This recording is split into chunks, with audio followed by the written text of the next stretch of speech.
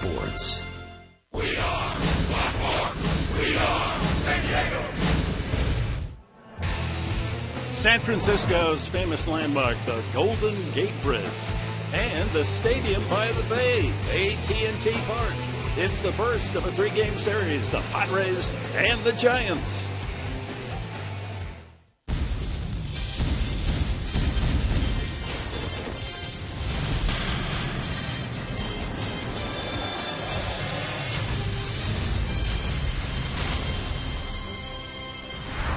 Giants first baseman Brandon Belt, he's hit safely the last 8 games against the Padres, a home run, a triple, and 5 doubles. He's hot. Justin Upton, he has solved Madison Bumgarner's stuff, hitting .400 against the World Series star. As we welcome you to AT&T Park, beautiful baseball night. The opener, 3-game series, the San Diego Padres and the San Francisco Giants. Giants are just 1 game behind the Dodgers, and the Padres are 5.5 games out of first place. And we welcome you aboard with Mark Grant at Kenberg. Thank you for spending, let's see, we had an off day, so it kind of messes up the week. It's Tuesday, right? All the days run together, but it's good to be here in San Francisco. Hopefully a win in the first game of the series. And the Padres have had success against the Giants so far this year. They are 4-3. Odrisamer Despaigne is one of the reasons why they played well. You know, everybody likes to have a home away from home. I would say San Francisco is that home away from home for Odrisamer Despaigne. Why? Just look at the numbers. It's a year ago to the date that he made his major league debut against these Giants, and the numbers are outstanding. 2-0 record. That's not a misprint. It's 0.36 ERA, and the Giants only hitting 101 off of Despaigne. Why? He's changing speed, hitting his spots, and you know what? I have a firm belief that it's when a pitcher pitches at a certain venue, he has a really good feeling about it. And Odrisamer Despaigne has that feeling here in San Francisco. Hopefully it carries over tonight. No one has shackled the Giants' batting order more than Despaigne. 1 run in the last 24 and 2/3 innings. But he draws a left-hander that's immensely talented. Yeah, Madison Bumgarner is, quite frankly, a big game pitcher. Pitching in a World Series, an MVP of a World Series, he's just done it all. An all-star.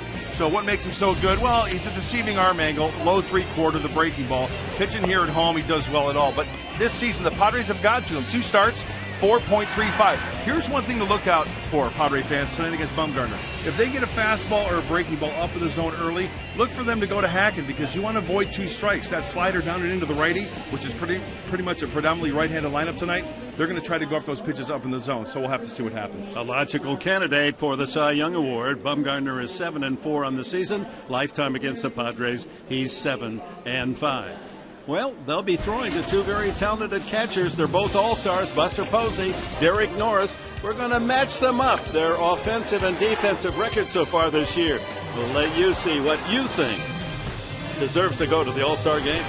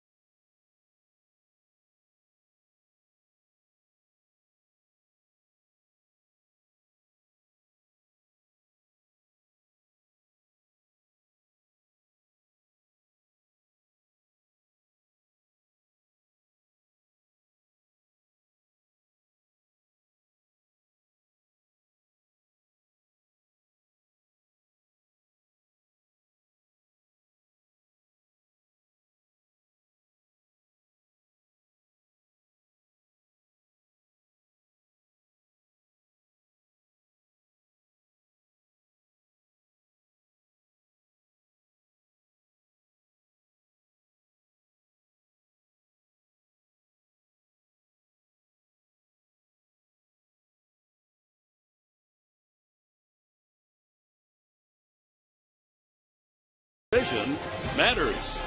By Petco, what we feed them matters. By 5-Hour Energy Shots. Have you tried great tasting 5-Hour Energy lately?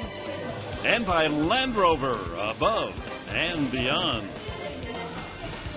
And welcome back to AT&T Park as the Padres and Giants get set for the first of a 3-game series. And a lot of attention will be given to the pitching matchup tonight. But you got to go to the men that they're throwing to and what they do against that opposing pitcher. And how does it look tonight? Well, so much on the plate for catchers. Think about it. They got to call the game, then they got to go out and grab the bat and hit against all-star MVP pitchers like Madison Bumgarner. Let's focus on Derek Norris. Career 6 for 14. That's a .429 average. One thing I look for against Norris is a pitch that's up in the zone. Believe me, if Derek Norris gets the fastball or the breaking ball up in the zone, he's going to be all over it. The pitch is coming into him. He's got a good view of it, and he pulls the baseball and hits it solidly. Great success off of Bumgarner of Derek Norris. Hit him where they ain't. That is Norris's technique. And here, Buster Posey. Can you believe he's been shut out by Despaigne? I think Odrisamer Despaign's advantage to Buster Posey that he can really change speeds against Buster Posey. He likes the fastball. Let's face it. He loves the old number one. He could turn on it. But when you mix up pitches and mix up arm angles against Buster Posey, I think that's why he has the success. And focus on this, the fastball down and away to Buster Posey, along with some soft breaking stuff. It seems like the softer you go to Buster Posey, you can really be successful. I think that's why Despaigne has been successful. Well, we took our off day yesterday, went over to the Rock to Alcatraz Island, a fascinating day there. And who would we run into in the cells? Manager Pat Murphy and his son. Well, Pat Murphy has a lot to think about. We extricated him. He's off the parade grounds. He's back in the dugout. And Chris Budden is going to get his feelings about this first week of managing a big league ball club.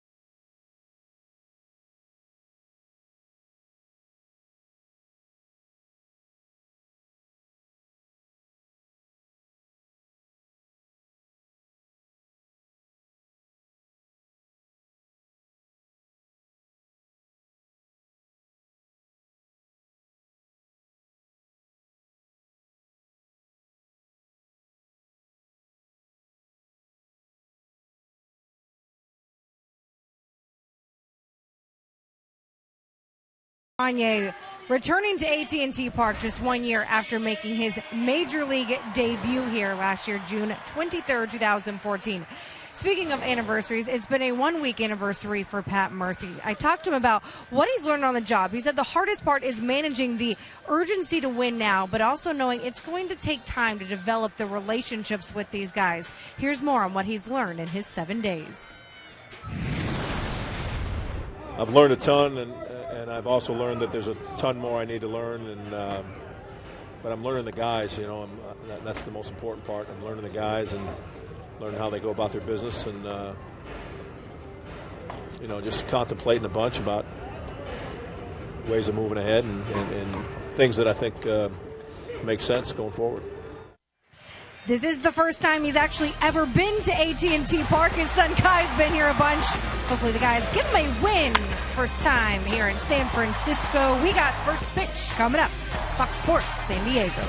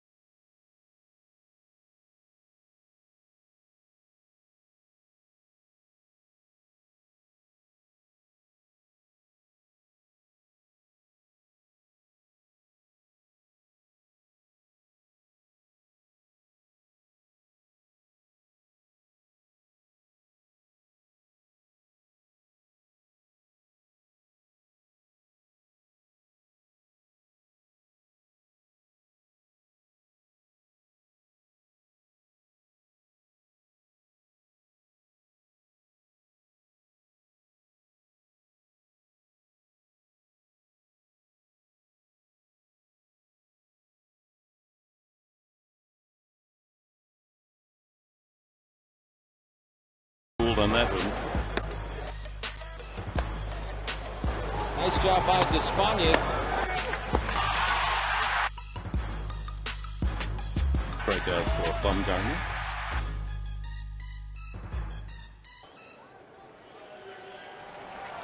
Quite a contrast in starting pitchers for this opening game of the series. The left-hander Bumgarner, the World Series hero for the Giants when they won their third title in 5 years, and the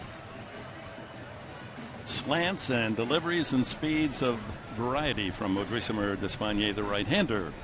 Temperature at game time 61 degrees. It's about 50 degrees cooler than it was in Arizona the last time we said hello to you. Padres lineup brought to you by Toyota. It'll be Melvin Upton, then Norris, Justin Upton, Matt Kemp hitting cleanup. Jan Solardi bats fifth and is at second base. Yonder Alonso, the only left-handed hitter in the lineup, at first. Then Will Middlebrooks, Clint Barmas, and Despaigne.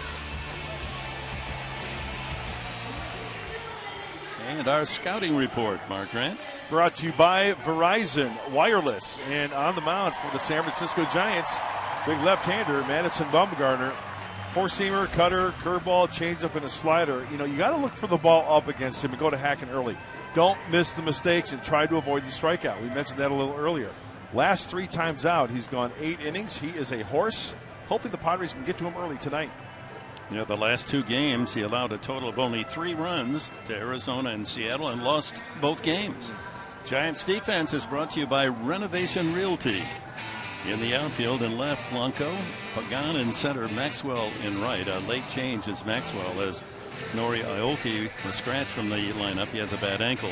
On the infield, Duffy and Crawford on the left side. Panic and Belt will patrol second and first with Posey behind the plate for Bumgarner. Our umpiring crew for the series, Fielden Culbreth, the crew chief, will start tonight behind the plate. Jim Reynolds at first, Manny Gonzalez at second, and Paul Schreiber will work the action at third. at Murphy getting the ground rules here at AT&T Park for the first time, and there are some different angles and explanations to be made by the umpiring crew so that Murphy understands. Especially in right and right center, there's some awkward angles that might create some interesting caroms. They usually do. Right center is a triple alley here at AT&T. Absolutely. The outfielders, when you go from right center field to the right foul pole, you really can't be that aggressive back on balls because you don't know which way it's going to bounce. So you have to play off a little bit and play the carom. Got to be on your toes. Well, let's compare these two NL Western teams. Stolen bases, the Padres more active. Extra base hits almost even. On base percentage, Giants shine there at 329 on base. And runners in scoring position, the Giants prevail 276. And with 2 outs and runners in scoring position, they're best in the National League and second best in the majors with a 290 average. So their hits have counted with men in scoring position. Well, Dick, who's going to take off in this National League West? My goodness, when you take a look at the standings, it's like nobody really wants to run away with it. And I think it's time. It's time now for the Padres to make a run, finishing up this road trip, and then going back home for a homestand. Let's see if they can get something started tonight. And you have to win your division games. That's plain and simple. And here's a chance. 3 against the Giants. Padres 5.5 out. Dodgers are scoreless in Chicago in the 7th inning with the Cubs. And the Giants just 1 back. So we're set to go. Bumgarner 6'5" and 235. We're ready to work, and Melvin Upton leads it off for the Padres. First pitch is swung on and fouled back. Upton with 4 hits in 23 at bats, one of those a home run. And a 174 average, it works out. So both Uptons in the lineup, hitting first and third for Murphy.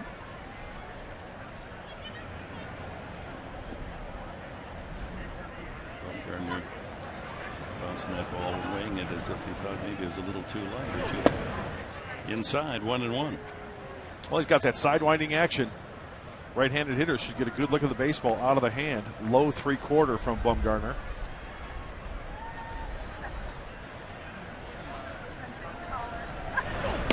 Outside, 2-1.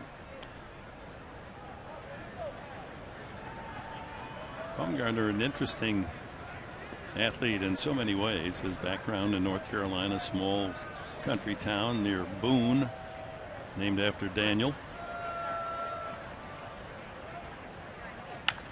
High fly ball on the infield, and Duffy, the third baseman, settling in under it. In foul territory for the first down.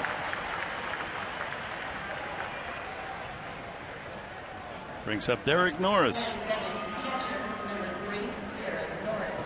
Norris has had success against Mad Bum. 6-4-14. His average has dipped down a bit of late, down to 252, but some big hits, 9 homers, and his 41 runs batted in, just 2 behind the club leader, Justin Upton.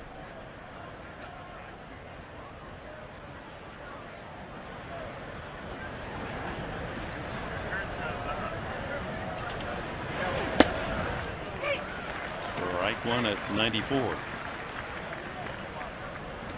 Probably see Bumgarner bury that fastball into righties as long as that breaking ball late in the count, swing over the top of it. He's set up inside again. Tough time to hit with the late sun glaring off the backdrop in center field. So each pitcher should have his own way here early. You see the glare. Fouled at the plate. Yeah, that seems like it would come into play. Outfielders are in the shadows. It's grown beyond right field, but right center and the center field area.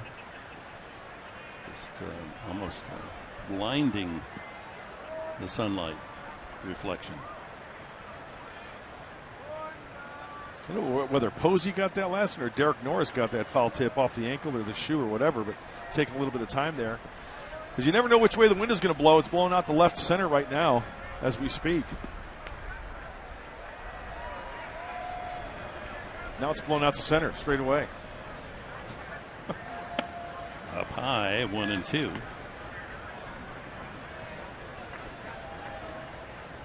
Bumgarner, one of those athletes, he does everything right-handed. He writes right-handed, he shoots, he bats right-handed, ropes. He's a big calf roper, but he throws left.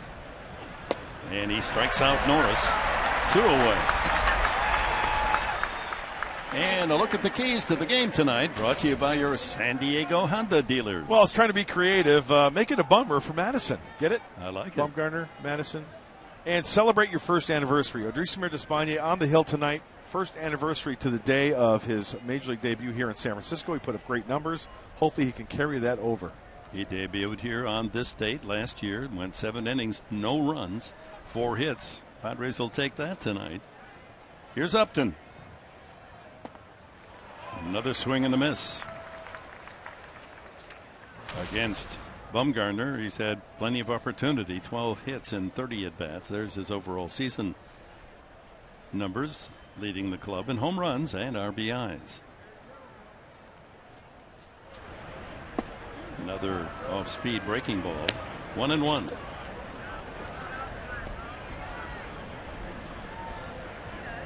Well, June has been a tough month for the middle of the lineup for the Padres. Kemp is hitting .237, Upton 174, Norris 171.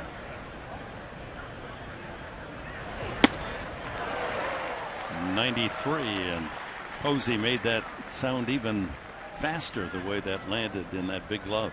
He gets that big body going. He twirls over that rubber and comes at you, almost twisting, and then letting that recoil happen, and having that batter's eye work to his advantage probably. He gets Upton as he did Norris swinging. A 1-2-3 inning for Madison Bumgarner. Odrisamer Despaign's turn when we come back.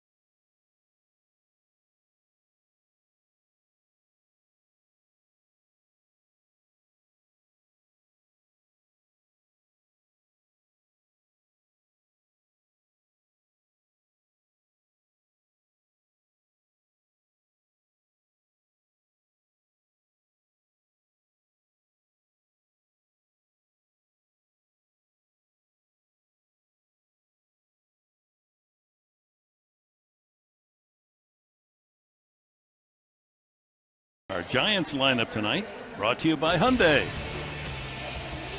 Last minute change with the scratch of Aoki, so Blanco moves up into the leadoff spot. Then panic. Pagan bats third. Buster Posey in the cleanup spot. Brandon Belt and Brandon Crawford. Matt Duffy is certainly filled in well at third base for Pablo Sandoval. Justin Maxwell, a late entry in right field. And Bumgarner, a good hitter. That's ninth. And the scouting report for right-hander Odrisamer Despaigne brought to you by the Tilted Kilt. Hey, execute location on the fastball. He can do that with regularity, the two-seam fastball, if he has that feel for it, and no shaking off. Whatever Derek Norris puts down, throw that pitch, throw to the glove, and hopefully he has success. Well, Tilted Kilt is an appropriate sponsor, isn't it? He throws from a lot of different tilts. Oh, there you go. That's right. High three-quarter over the top. He'll drop down the arm angle on every pitch. Nicely done. Blanco's average at 274. Slaps that foul. Crowd still coming in to AT&T Park by land and by sea. This is the 363rd consecutive sellout. That's the longest run of sellouts in the big leagues. Ahoy polloi. Just walk out of a Scotch ad. having fun out on the bay. Off speed, bounces in, 1-2. The last non-sellout actually was the end of the 2010 season against the Padres. So 5 complete years, or 4 plus half of this season. Tough ticket. Yeah, after 2010, getting in the wild card and then winning the whole ball of wax. 3 out of the last 5.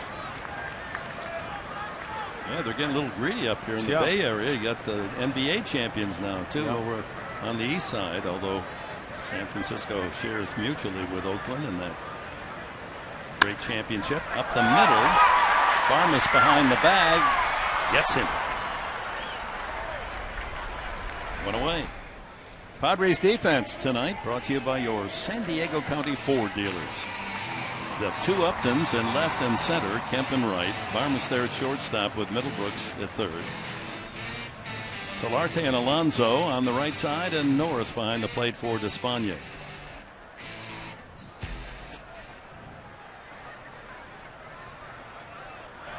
Joe Panik, the second baseman, came up last year about this time and was a key ingredient in the Giants' World Series success.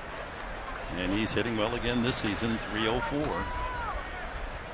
I think a lot has to do with Joe Panik is being on a certain team where Bruce Bochy can put him in the lineup around certain hitters and just makes him better. Bruce Bochy even said, you know, Joe Panik, he doesn't do anything flashy. He just gets the job done. Defensively, he puts together good at-bats. Bochy in his 9th year here in San Francisco. 2-1 now to Panik, who could pass for Buster Posey's kid brother. Yeah, you bet. Good call. St. John's University in Queens, New York.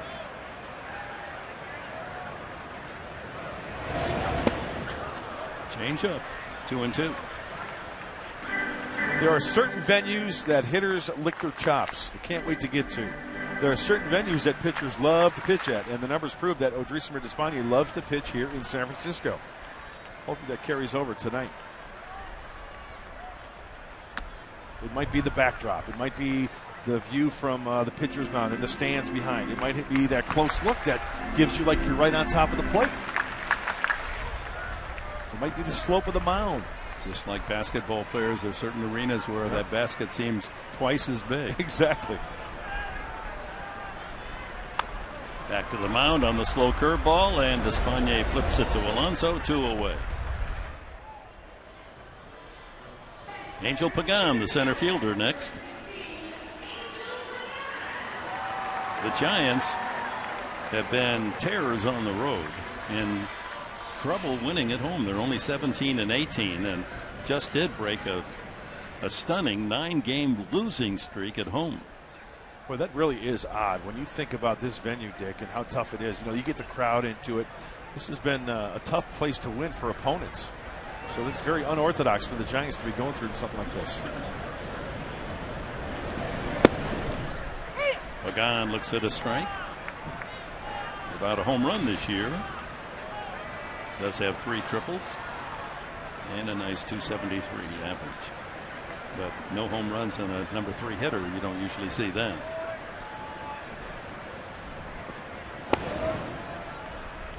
A ball and a strike.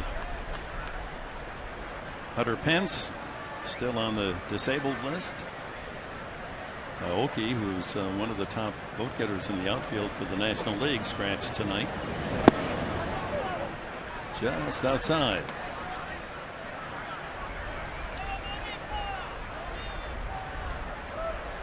Yeah, Bruce Bochy's team, there's Hunter.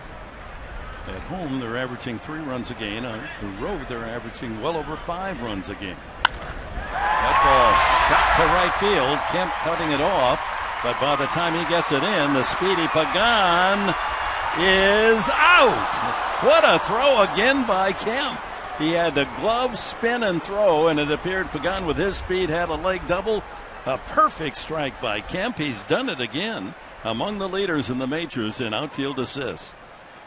Bruce Bochy taking a long look, and this is the whole stall game, while somebody back watching the video replay will cue him as to whether or not it's worth a challenge. In the meantime, Kemp deservedly.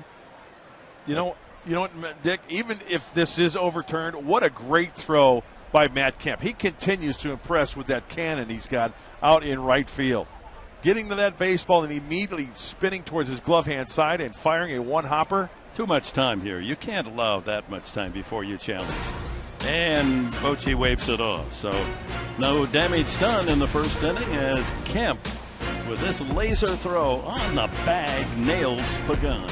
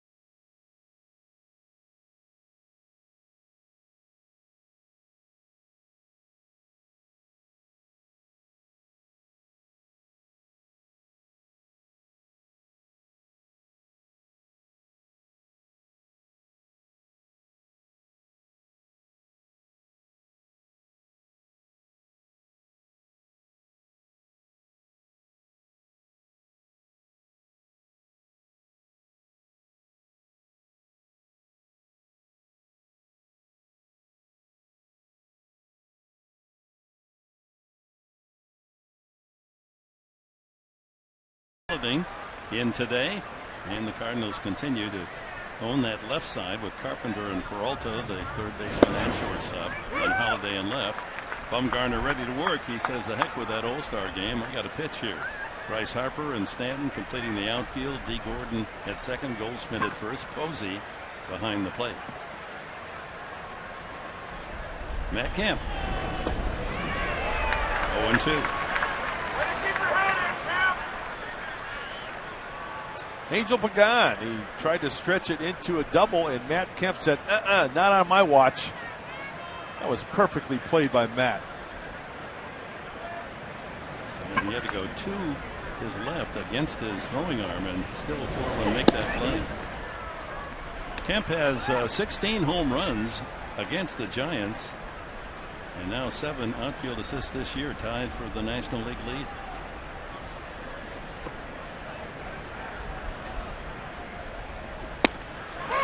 He knew it. That's 3 in a row. Punch outs for Bumgarner.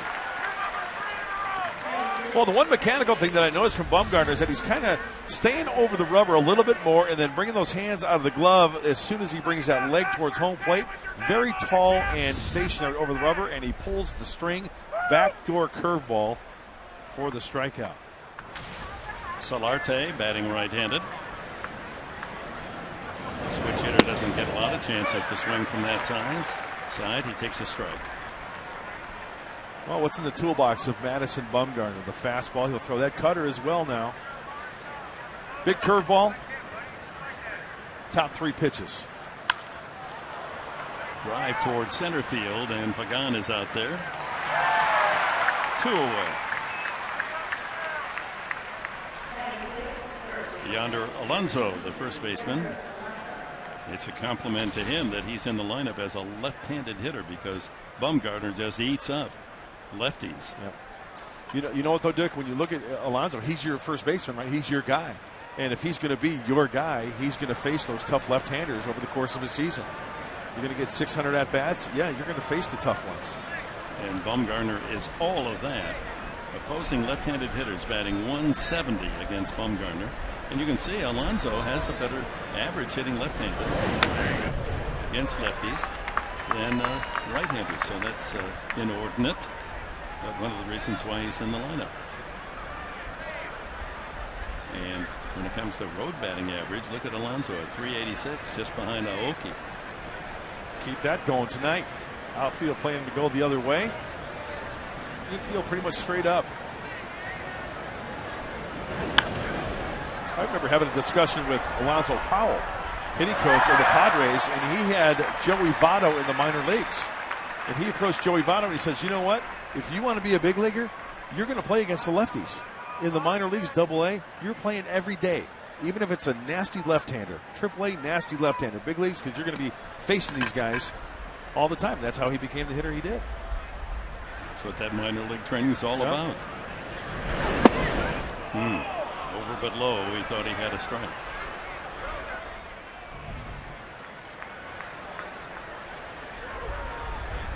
And one of the keys to beating Bumgarner is get to him early, but so far he has been in command. 5 straight retired, 3 strikeouts, make it 4. Another 1-2-3 inning. Bottom of the second, Buster Posey will be leading it off for the Giants.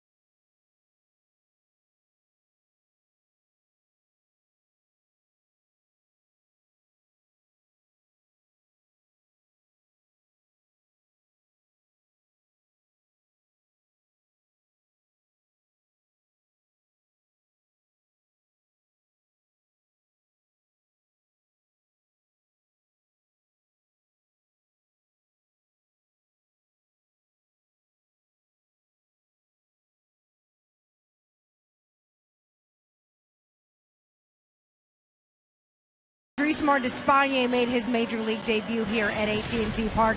He pitched 7 shutout innings. I remember talking to him about it. He said it was a complete blur. I don't remember anything about that day. He said he remembered coming to the ballpark the next day, looking around AT&T Park and thinking, oh, this place is beautiful. You know, which I find surprising because when you talk to Despaigne, he doesn't seem like a guy who gets very nervous. He's always cool, calm, collected, joking around even on the days that he starts. So the fact that he admitted just how nervous and how everything was just a blur to him was pretty funny. Well, it's no sense in joking around with the guy at the plate now, Chris, and that's Buster Posey, former Rookie of the Year in the National League, most valuable player 3 years ago. And again, the leader of this Giants team. Ground ball foul, the slow curveball, and it, again, a number you can't deny is improbable that Buster Posey would be 0 for 10 against anyone, but he is against Despaigne. And believe me, hitters know pitchers, pitchers know hitters, and Buster Posey knows the numbers against Despaigne. How does this guy do it? Keeps him off balance, hits the spots, moves up and down. He will chase now out of the zone. Oh, he hangs one there, but it's a one-hopper to Solarte, who's got time to recover and throw him out. Oh, he got away with one right up into the letters to Posey. And sometimes a pitcher will hang a pitch like that, you get it out, and then you tell yourself, I have to make an adjustment. So we go back to the first pitch. 0 for 10, yeah. First pitch, 2-seamer for a strike. Second pitch, going soft on him, taken for a ball. This next pitch, He was out in front, going soft again, right? Bringing him to his knees. That's the one right That's there. the one. That's the hanger there, and that's a hang with him. Right in the middle of the plate, but he bounces to Solarte. And here's Brandon Belt, as we documented in the pregame show, against the Padres, an 8-game hitting streak. 12 for 25, and a lot of extra base hits. So getting back to Posey, it goes back to what I said when we talked about him in our pregame show. You can go soft on him. That's exactly what Despaigne did. One fastball, the first pitch of the at-bat, as Matt Cain will have to come off the rehab, and they think he might pitch this weekend. And the count goes 3-0 to Belt. And Jake Peavy apparently is healthy now, pitching in the minors, a rehab. So both Peavy and Cain may be rejoining the staff within a week.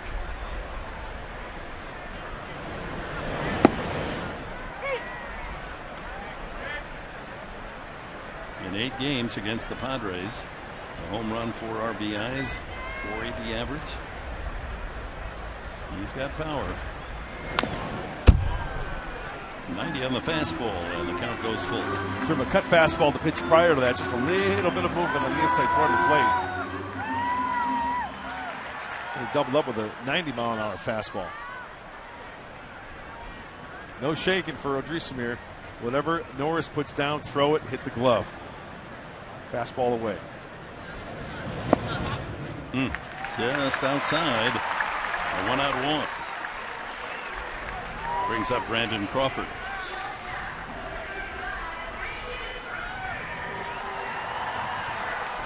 Crawford, 278 with 9 home runs. So he and Belt with 9, and Posey with 10. Posey just hit his 10th this last week. The Giants were the last National League team to get a player with a double figures in home runs.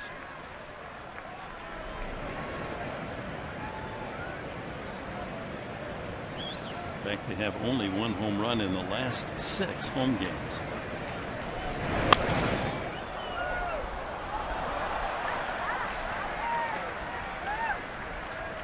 In May, they took care of business, 21-9. In June, 8-11. Runs per game down a full run. Home runs down half. Slugging percentage figures and runners in scoring position. So this Bochy's bats not doing the job here in June. And you know what I'm amazed at, or waiting for, I should say, when you saw those numbers for the Giants in May, when is that going to happen for the Padres? It's got to start now. It's time. Well, No more this, it's early stuff. Yeah, you draw a tough customer, though, in Bumgarner. It'd be a big win if you can take it. Ground ball weakly to second. There's one back to first, and they don't get the double play. Crawford just does beat it out. Wasn't hit that hard. Solarte did a good job. That was a long backhand toss to get it over to Barnes. I'm wondering if this is a play worth getting on the horn. Barnes gets rid of it quickly. Nice slide. Let's see. Belt goes into second base. He goes in. That's a good old-fashioned slide there, and just beats it out at first base. To make it that close on a ball not hit hard, and it was a long feed from second to short. Here's Matt Duffy, the third baseman. Long and lean, replacing Pablo Sandoval. He was a shortstop through the system. Crawford had him blocked. They brought him up last year, contributed to the World Series success, and with Sandoval gone, they actually had Casey McGee, the veteran, at third base, but McGee disappointed. And this young guy has really done a terrific job, and he's hitting with power. 6 home runs. His numbers compared to Pablo Sandoval, Duffy wins on all counts. Numbers this year, Sandoval with the Red Sox.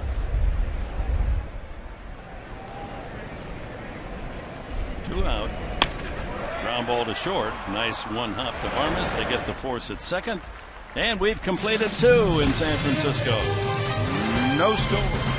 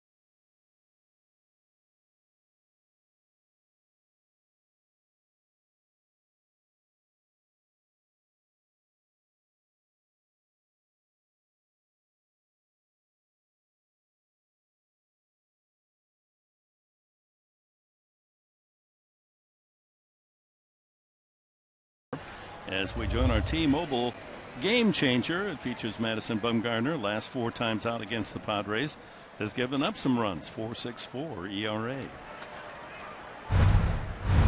Got to hit those mistakes. That was one of the keys. Will Middlebrooks leads it off, takes ball 1. Middlebrooks, Barmas, and Despagne. Bottom 3 in Pat Murphy's order. No score. Padres looking for their first hit. 6 in a row retired by Mad Bum, 4 of them on strikeouts. Good cut there.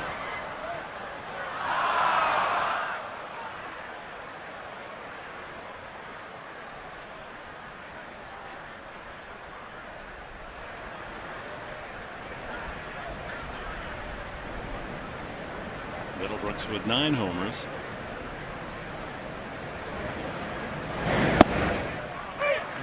He paints the corner.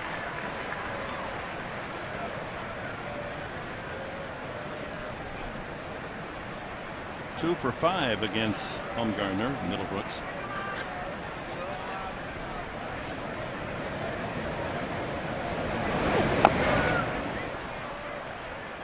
You know, I remember after last year being the World Series hero and all those innings for Madison Bumgarner. I mean, he pitched lights out a total of, what was it, over like 260 innings or so, including playoffs. And after all that was said and done, tell you what, no effect this year.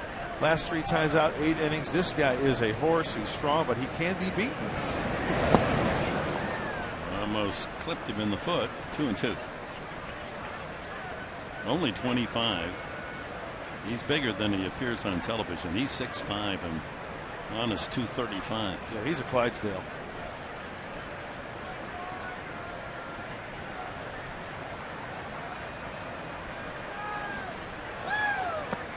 And another strikeout.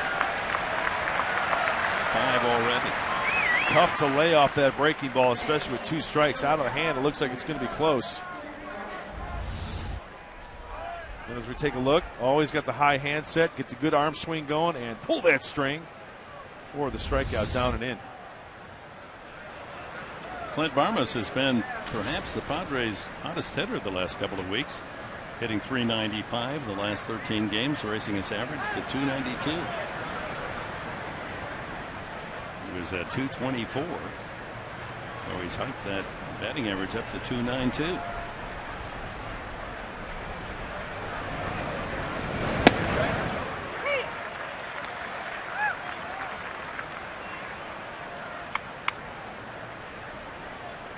In contrast to pitchers that have almost an aggressive, violent, quick motion to the plate, he just casually raised that knee and just slings it up there. Yeah, when you've got that frame, you're just talking about it, Dick, and you're so strong, you really don't have to get it all going in that violent motion. He is free and easy. He's got the good arm speed. He's got the good release point, consistent arm angle. He's one of those pitchers to where if you don't get to him early, he's going to go deep into the ball game. Fools Barmas. Ball in the dirt, 1-1. But just like Odrisamer as well, though, if he finds that groove early, he is tough too, and he's proven that against these Giants. So we might have ourselves a good old-fashioned pitcher's duel here tonight. Be one of those games, a team that scores 3 has a win.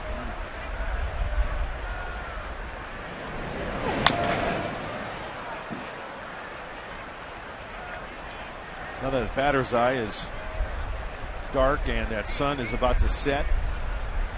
No more sun to deal with. Good batter's eye. Good vision for the hitters now.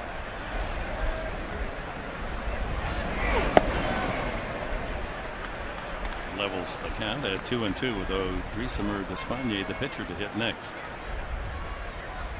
Ghirardelli chocolate, Yeah, you bet. Yeah, I made a trip down there to the wharf.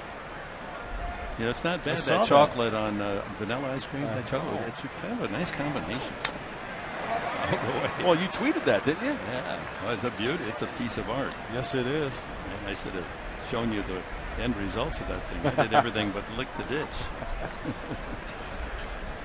Yeah, I did the full off-day tourist treatment of this great city. Good for you. Cable car, Ghirardelli Square, chocolate sundae, Alcatraz Island.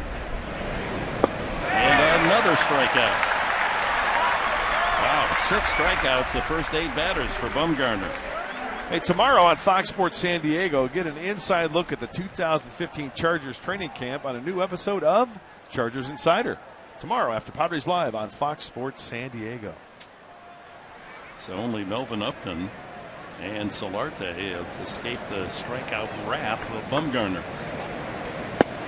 But he has to work now to Odrisamer Despaigne. Ooh, you never know. Doubled last time out. 2 for 19 on the year. Ground ball right at Belt. He bobbles it, but plenty of time to go to the bag himself. A perfect first 3 innings for Madison Bumgarner. No score in San Francisco.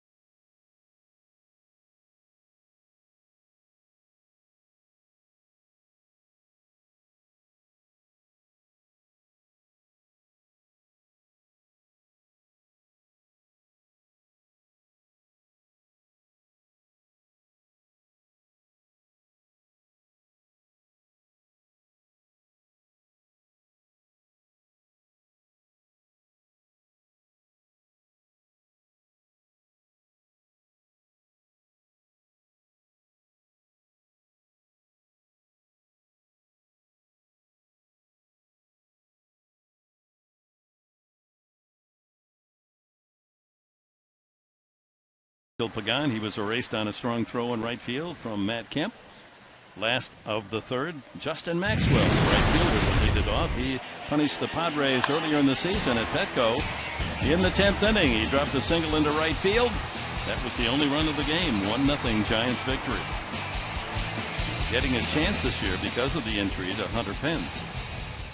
And Michael Morse being on free agency and going elsewhere. So Maxwell has delivered some good hits, 6 home runs, 21 runs batted in. Yeah, past 3 games, 4 for 12 with a home run, a couple of runs driven in, and some Friar faithful here. Love it. Hey, bring the hoodie, bring the blanket. He looks like a ball player, doesn't he? Yeah, it's going to get chilly.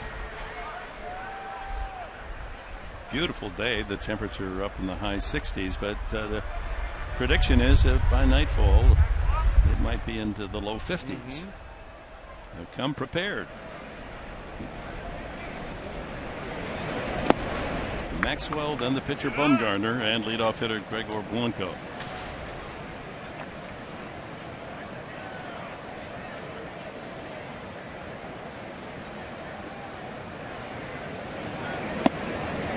Two and 0.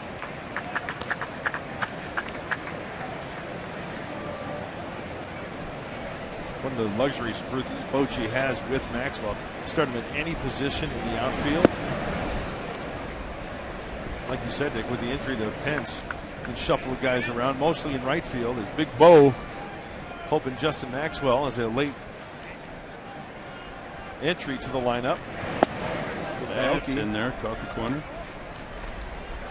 Manager Bochy in Los Angeles in the series after the game, and bus took off, but they forgot to take the manager with them. Yeah, he was stranded at Dodger Stadium.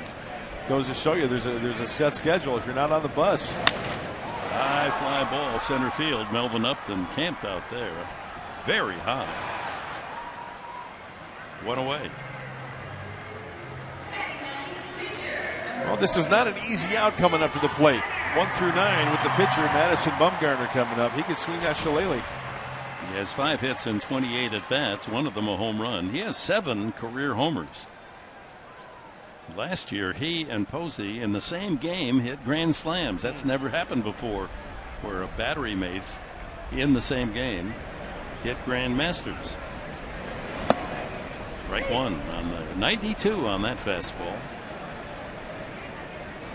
You'll see he's not shortchanged to swing. Just keep the ball away from him. Do not throw him a breaking ball for a strike. There's the breaking ball for a strike, but he fouled it off. Out in front of it just a little bit.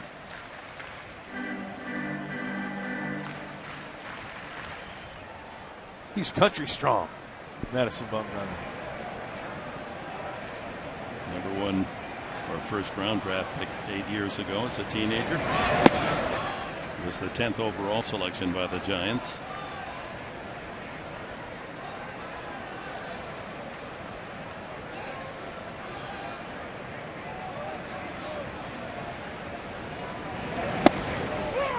You're out of there. At the knees, strike 3, and Despaigne has his first strikeout. And it's our Fan Diego fan of the game. It's a good way to get on television. You bring your Padres gear, and that camera's going to find you. Hey, Jeremy Horowitz with the San Diego Padres in the house. Very nice. Jeremy's a good egg. One of the hidden stars behind the scenes. Does a lot of good work on special promotions. Leadoff hitter, Gregor Blanco. Grounded out first time. 70 on that changeup.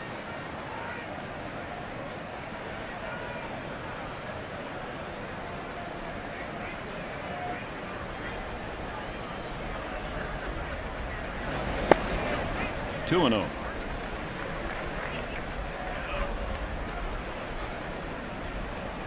It's interesting. It's just reverse of what you normally see in pitchers. Usually their record against hitters that hit from the same side as they pitch. In other words, right-handed pitcher to right-handed hitters, you do better because that curveball is more effective. But in Despaign's case, left-handers, he's done a better job. They're hitting 246. Right-handers are hitting 303. I think it's because of the cutter. I think it's because of the changeup as well, as he misses there. 4-pitch walk with 2 outs here in the 3rd. His second free ticket brings up Joe Panik. You know, you think of the changeup, you think of the curveball, you think of the cutter. Well, to a left-handed hitter, that cutter's coming in and get jammed. A right-handed hitter, it's going away, so they have a better chance of maybe using the bigger part of the diamond or going the opposite way. That might be one of the reasons why you see those splits. Just a thought. 4 steals for Blanco. It's 5 in a row. First pitch changeup to Joe Panik.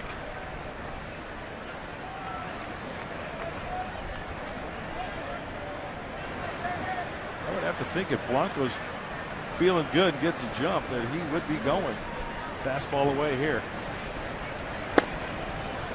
1-1, just caught the edge. Hey, we got a game break coming up. Atlanta Braves, Washington Nationals from the nation's capital. Stay tuned. Mike Pomeranz is going to talk about that, fill you in. What's going on the East Coast?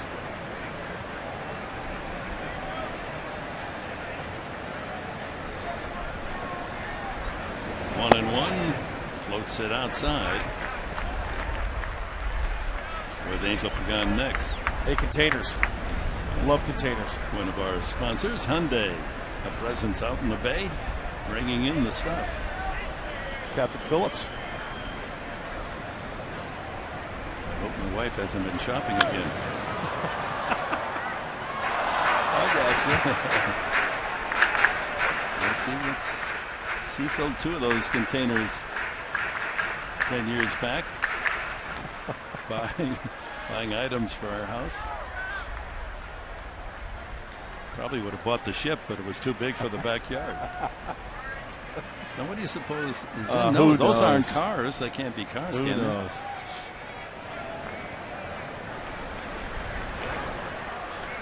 Two and 2 to Panik. The kid uses the field very well. Play him straight up in the infield, shaded toward left in the outfield.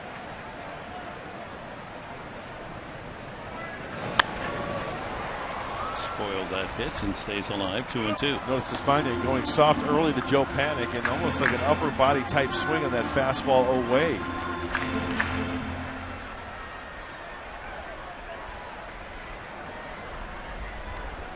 It's always fun to peek in and see what Derek Norris puts down. Throw over to first. A long set with a quick throw over to first.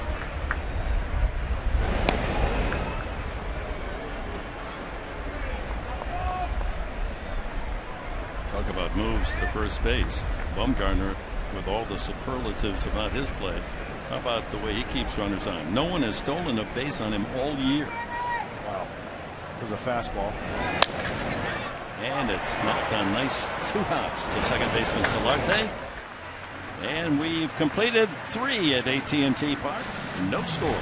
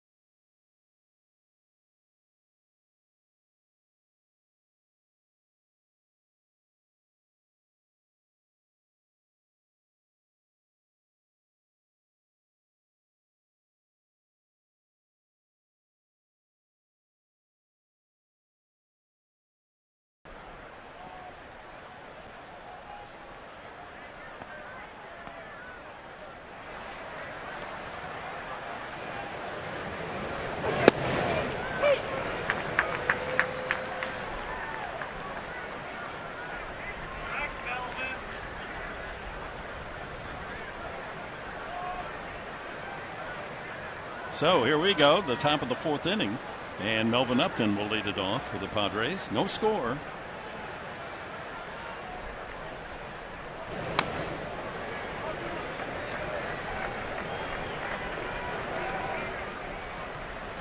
Well, second time around for the Friars. Gets the left-hander, Madison Bumgarner, and the second time around, 288. 6 strikeouts through the lineup the first time. 6 out of 9 outs.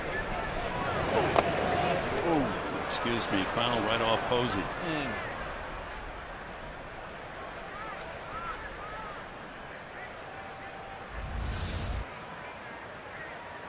Right off the left knee. And you wonder why catchers, as they go through the years, get slower and slower going to first base. I'm fine. Let's go. Get back to third base.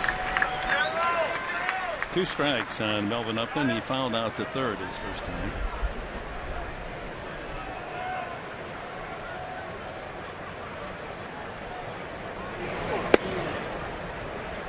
Tell you what, the Monica Seles is going on with Bumgarner out there.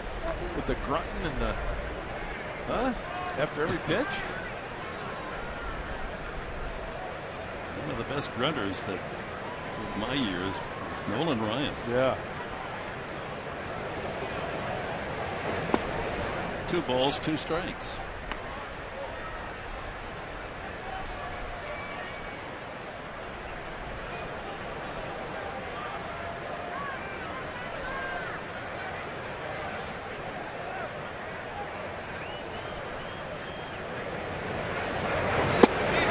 He misses and a full count.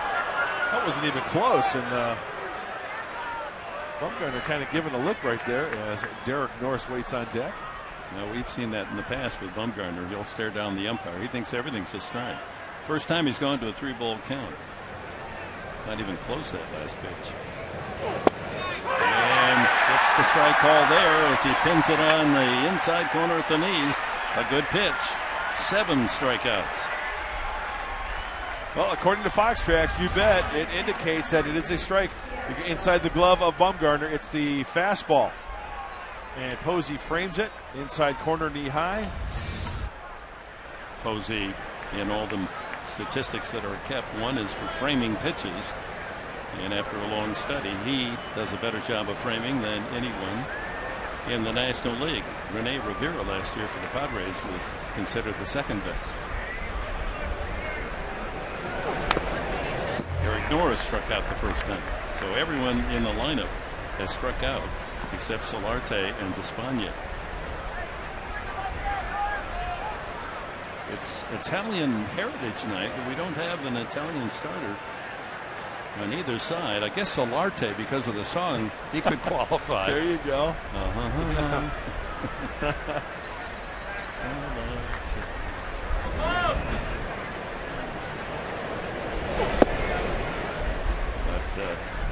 And Hirgis is 27 from Venezuela.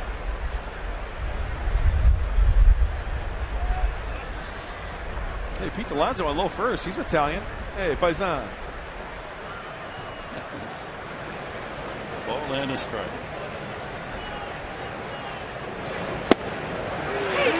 They've gotten a call there at 92. Bumgarner's not going to light up the radar gun by any means.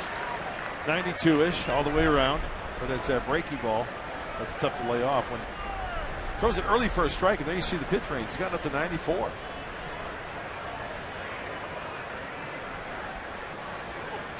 In the dirt. Well, I noticed you and Michael Urbino, the Emmy Award-winning director, knowing it was going to be Italian Heritage Night. You visited an Italian eatery last night, huh? We did, and you dug into that pasta. It was great. We enjoyed your company. It was a nice trifecta there. Enjoying some grub. Nice glass of vino, and everything was keno. If you notice, San Francisco has some nice restaurants. They do. Inside, 3-2.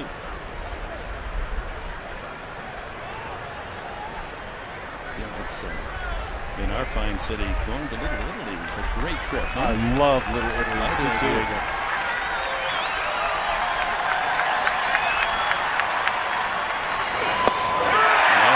Goes down. That's 8 strikeouts. Man, he's on a record pace here. He sure is. And once again, with the curveball, the power curveball down and in, and they will rack up another K for Madison Bumgarner. Let's check it out into the glove. He switches that ball, finds the grip, pulls the string. That might even been a slider. Once in a while, very rarely, he'll throw a slider. It's mostly that power curveball he's got, and they'll just turn it around, indicate another strikeout. Justin Upton struck out the first time. The ball goes around the outside corner. You know, that might have been one of those cutters that he throws. Sometimes it's hard to distinguish which is which. Upton, 12 hits against Bumgarner. Kristen Orfia has been most successful. How about that?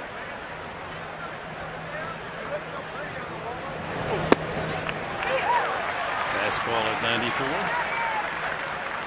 Kind of lulls you with that slow delivery, and boom, that ball's on top of you.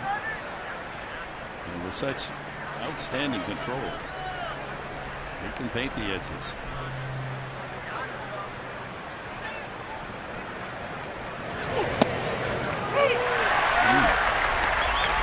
Well, even though Posey was set up inside, He framed that one nicely because he had to reach across. That ball actually on the outside part of the plate. That's not where he wanted it. But he gets the call.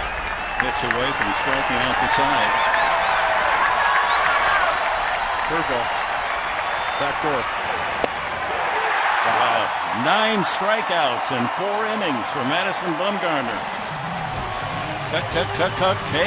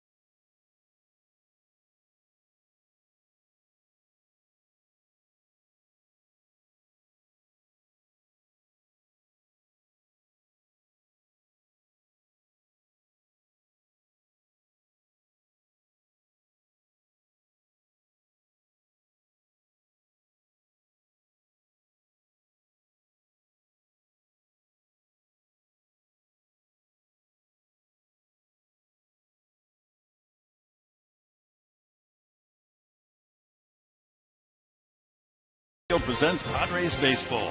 Brought to you by Sequan Casino, only 25 miles from Petco Park. By Jack in the Box. Try the new Double Jack today only at Jack in the Box. And by Kona Brewing Company. One life, right? Don't blow it. Mahalo. Some of the fog, like soap suds, creeping in on the coastline. The great Willie McCovey statue out in the bay. And Willie here tonight. Stretch. Love to see Stretch at the ball yard. What a sweet man. Bottom of the 4th, and Despaigne is going to have to wade through the top part of the lineup. Pagan, then Posey, and Belt. Pagan, with the only hit in the game, single to right field, and was thrown out trying to stretch it into a double in the first inning.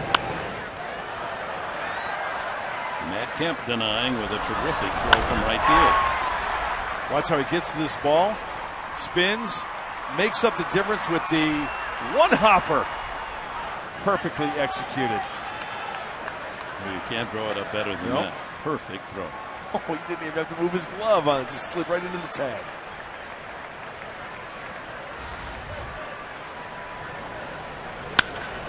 Left field.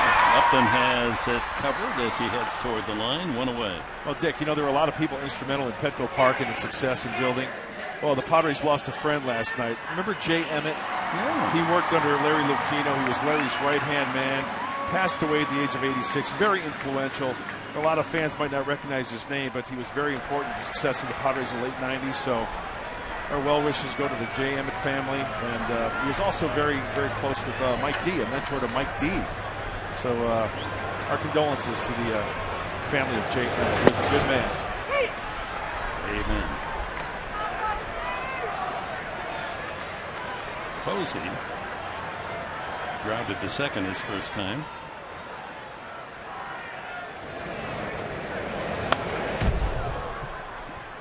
For 11 against Despaigne. He's got to be frustrated. Meanwhile, Madison Bumgarner on a strikeout binge with 9 strikeouts in 4 innings. Monitored his future innings. He's working on something incredible.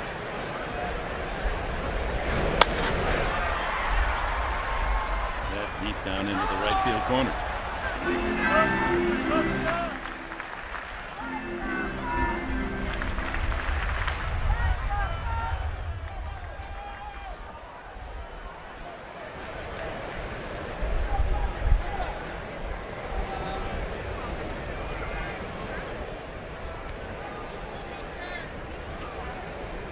Buster's probably thinking, how can I get to this guy?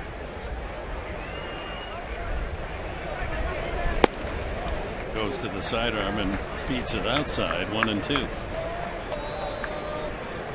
Some guys just have your number. Sometimes it's the other way around. Pitchers are like, how can I get this guy out? Chop to third. Middlebrooks fires across for the second out. That'll bring up Brandon Belt, who walked his first time. They're taking the sting out of the bat of Buster Posey off the end. Not a good swing. And 2 quick outs. Hey, the California Spirit is coming into port. Bringing in some more of the San Diegans, maybe. Huh? Yeah. Need a little more support out there. San Diegoites, San Diegoans, San Diegoans. There you go. San Diegans. Bell takes low, ball 1. You know, you go to historical places like Alcatraz, and you always got to bring back a souvenir, right? Sure. What'd you bring back? Handcuffs. It's going to surprise you. Ball and chain? No, a baseball. Really? They, during the 30s, the prisoners would make up teams, and they would name them the Oakland Oaks, the San Francisco Seals. Very cool. And would compete against each other. And they got a baseball. From back then? That, well, no, not an actual one. No, I was going to say. No, but it's a baseball, and it documents the fact that, you know, they also had the Cubs and the Cards and the Braves. Those were the 6 teams. Ground ball foul. And then in 1959, they actually had major league teams that would come over and do not an exhibition, but would, you know, give them a seminar. And Milwaukee Braves, the Cardinals, and the Pirates participated. Cool. Went to prison. That was the that's one not recreation. You know. Yeah, that's not a league you want to be in. No. Yeah, that's a league of their own. Yeah. The weekends, I mean, they were required to work 8 hours a day, through Monday through Friday. Saturdays, Sundays, and holidays, they had quote-unquote recreation time. And baseball was the one team sport they played. Very cool. Broken bat looper, and that's going to fall into center field for a base hit. So Belt continues to give Padre pitching trouble. That a broken bat single. Time now for our Arco top tier profile. Features Brandon Crawford, former UCLA star. His ranking among National League shortstops, first in RBIs, home runs third, slugging percentage up there, batting average, hits, and what isn't on that list is defensive play. He's one of the best. Yeah, the Giants got themselves a good one when they acquired or got Brandon Crawford from UCLA. I think he's a Gold Glover. Does everything right. Strike one. And he doesn't let his at bats affect his defense. You know, when you play a prime position like that, shortstop, you cannot do that. When you go through slumps, you better make it up with that glove, and he does just that. There's that old saying, if he gets to the ball, you're out. Yeah. That's Crawford. Nice stop by Norris. Had to go back and backhand that ball. He's got the sweet cabbage working as well. I mean, my saying is, if you've got it, flaunt it. He's got the good salad. It's the coleslaw, huh? Yeah, that's a good call. Yeah, cabbage. 1-1.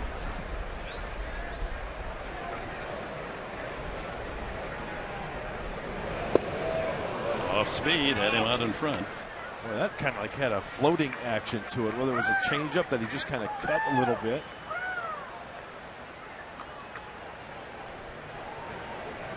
Well, they start tonight quite in contrast to his last across the bay against the Oakland A's when he gave up 4 runs in the first inning.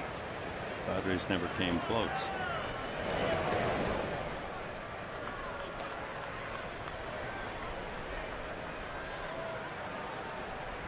Padres start tonight 4 games under 500. They have not dropped 5 back all season.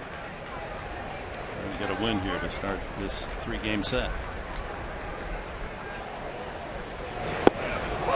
That's it there. Strike 3. Got a call, and that's it for the Giants in the 4th. 4 innings in the books. No runs, 2 hits for the Giants. No runs, no hits for the Padres. And Matt Kemp will lead off the top of the 5th for San Diego.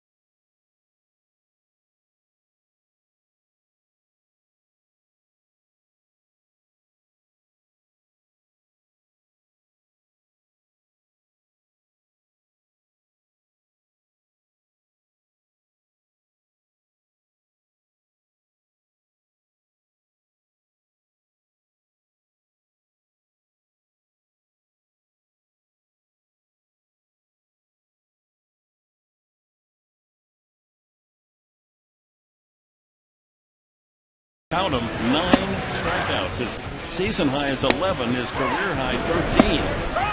9 already through 4 innings. And we talked about the arsenal of Bumgarner. You got him to hit a mistake, whether it's a fastball or a high breaking ball, but 4 via the curve, 3 with the slider, and 2 punches with the fastball. Padres hitters having a difficult time. Off Madison Bumgarner through 4. He's been perfect. Everyone's received a taste of the strikeout pitch. Some of the Padres both times up. Matt Kemp struck out, took a 3rd strike the first time. Solarte up only once, he flied out, and Despaigne grounded out, the only Padres unscathed. As Bumgarner has his good stuff going tonight.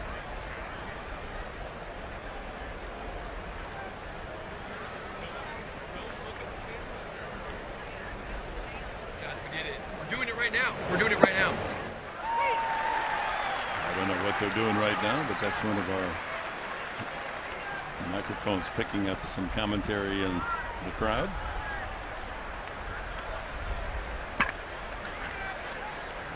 Bumgarner's doing it right now. See, that there I think was a cut fastball. 87 had some tight movement to it. Really didn't have that big depth like a slider or that big looping curveball action. He will throw that cutter. Let's check it out. See if we can pick up the rotation out of the hand. Yeah, that's a little cutter.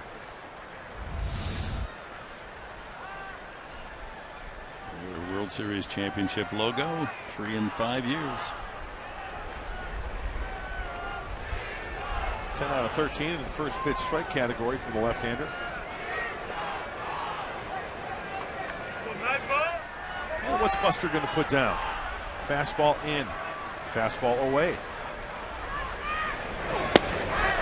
That's well outside. Throwing so many strikes, the fans here are rooting for every pitch as if it can't be a ball.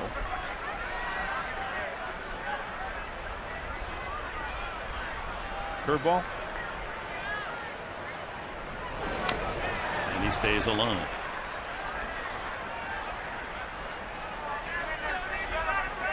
Solarte and then Alonso. You know, when you think of a hitter like Matt Kemp and that lefty Bumgarner from that curveball, he's proven he could throw it, he could backdoor it for a strike. So when you see that rotation, you eventually pick it up, you have to commit. And then before you know it, it's almost hitting the plate. So it's very tough to lay off that pitch because he has proven he could throw it for a strike. Number 10. 4 in a row. Go down to Chris Button. Chris, Well, Dick, Brandon Morrow played catch today for the first time since he had to lay off that sore shoulder. So up next for him, he'll throw a bullpen soon, and then they don't think it's very far off until he starts beginning a rehab assignment. Remember, it was that second rehab game that he had to leave early because the soreness crept up in that shoulder. So he's actually the reason Odrisamer Despaigne is pitching today. 10 strikeouts, a line drive caught by Crawford. That's the first well-hit ball by the Padres. Solarte lining out. And that's that Crawford glove that we've been praising throughout the telecast. Not a difficult shot, but if he gets to it, you're out. Off the right-handed bat of the switch hitter Solarte, that ball's going to hook a little bit. And Crawford, yeah, as you mentioned earlier, Dick, if he can get to it, he's going to get it. He's going to catch it. Finally, the Padres hit it solidly, and now a broken bat looper to right, and that's going to be the first hit of the game against Bumgarner. He went 4 2/3 perfect innings, and another broken bat by Alonso, who leads the Lumber League in broken bats. And the fans build into applause for Bumgarner. They knew he was pitching a beauty here tonight and might have no-hit stuff. Well, we showed you the numbers, lefty on lefty for Yonder Alonso, and he fights that one off. And as I mentioned, you have to get the ball up Bumgarner, and you have to hit a mistake. So he finally has to pitch from the stretch. Will Middlebrook steps up with 2 outs. Ball 1. Here's the evidence of Alonso's hit. Hey, thanks.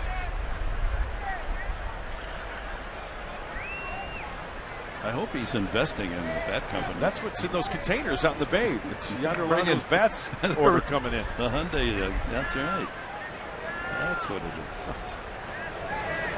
is. See if they can get him around to score with 2 outs. Middlebrook struck out his first time. Way out in front of the curveball. The one positive thing, if you will, for the Padres about the way Bumgarner's pitching is that with all the strikeouts, he's throwing a lot of pitches. So 65 so far. Curveball again.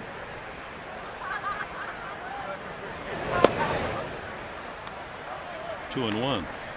Oh, it looked like he turned that one over. A little screwball effect, huh? You see the workload there, Dick, in the 4th inning. The most pitches thrown, 17.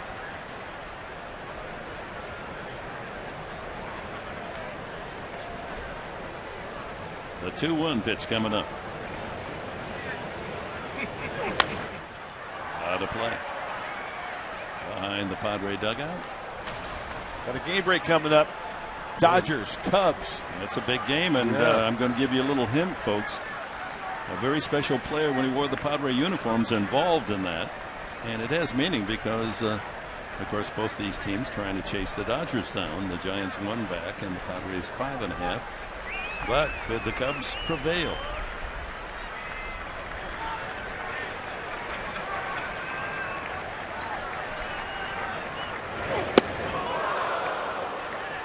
Up and in right at the chin. So a full count.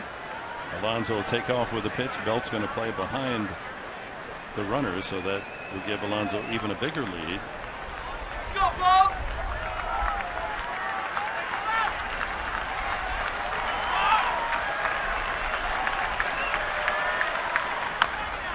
All the way, Alonso returns to first.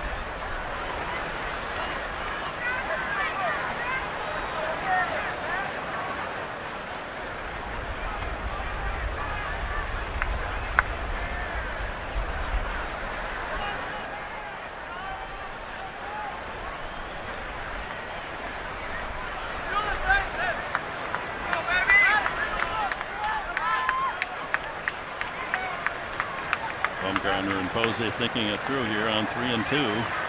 Middlebrook's trying to get something he can drive.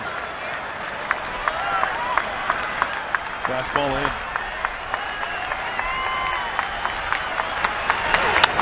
And that's going to drop into right field for a base hit. Alonso running all the way will make it to third. Not exactly crushed, but Middlebrook's able to serve a single to right, and the Padres have runners at the corners. 2 outs here in the 5th. Another pitch up. Yonder Alonso got a pitch up, broke his bat, pulled it to right field, and Will Middlebrooks with the count full. He fights one off, and with 2 outs, cracking the bat, Yonder's on his way to third. Nicely done. Who says you have to hit the sweet spot? So first and third, 2 outs. Alonso has to be alert at third. Something in the dirt. Maybe he can come home with a run. There's a strike to Barmas. My goodness. Ball was like a foot inside.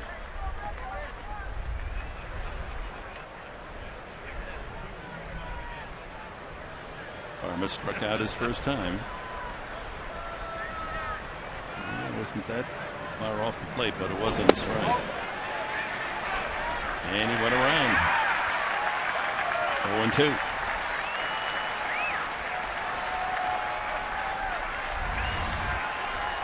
Tough to hold that bat, hold that swing. You've got all that motion go towards the pitcher.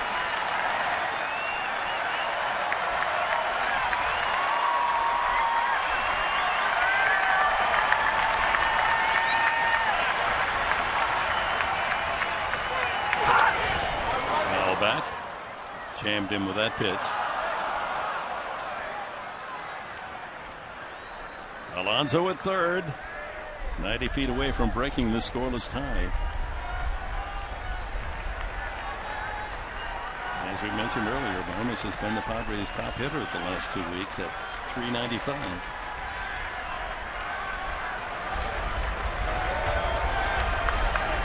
Runner goes, and they got him picked off. And then Alonso breaks from third. And now the rundown. And Alonso's still alive. Not any longer. We told you Bumgarner is not allowed a stolen base all year. He's got such a good move.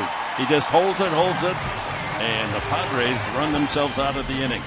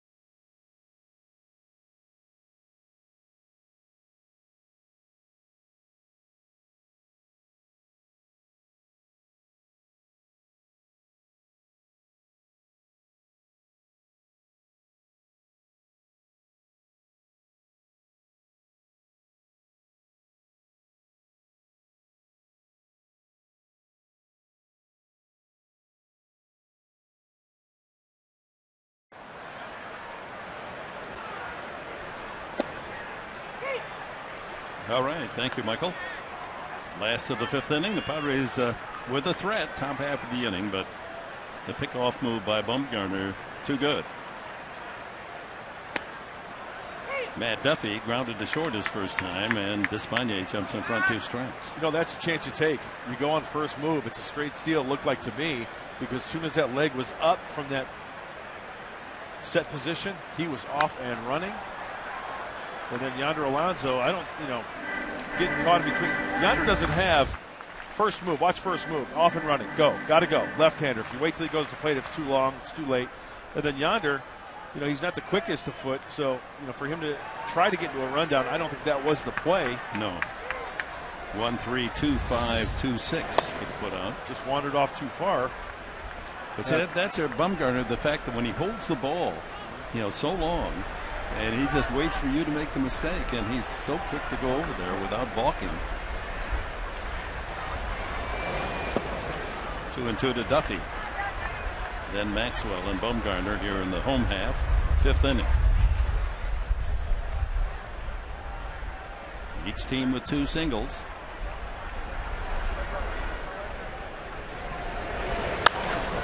Slice to right, and that's going to go foul. Oh no, it did land fair. That's into the corner. They're obstructed from the view down there in that 309 corner, the shutout of the box seats. It looked like it sliced foul, but we'll see the replay with you, and we'll see just how fair it was. Well, does he change the arm angle? A little bit. It's a breaking ball that kind of backs up a little bit. He wanted it down and away. Just inside the line. And first base umpire Jim Reynolds motions fair ball. He fought one off. That's not where he wanted that one. He wanted it down and away. So Duffy, a leadoff double, and the Giants have their most serious threat. Justin Maxwell fly to center his first time.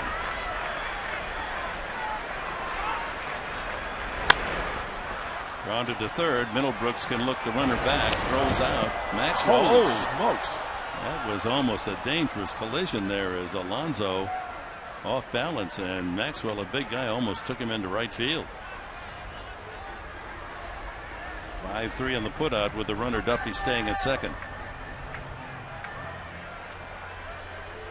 Got hit on the side of the head by his gesture.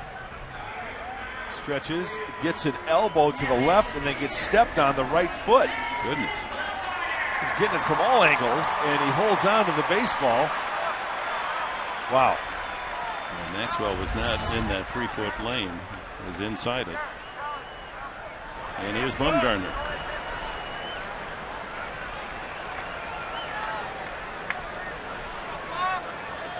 Took a third strike his first time.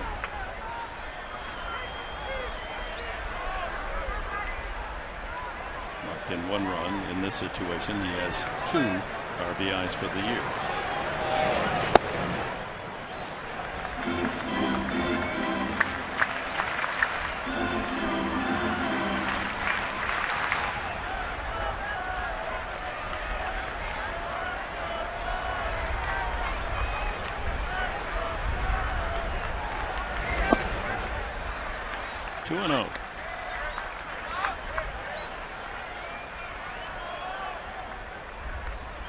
Can't afford to groove one here.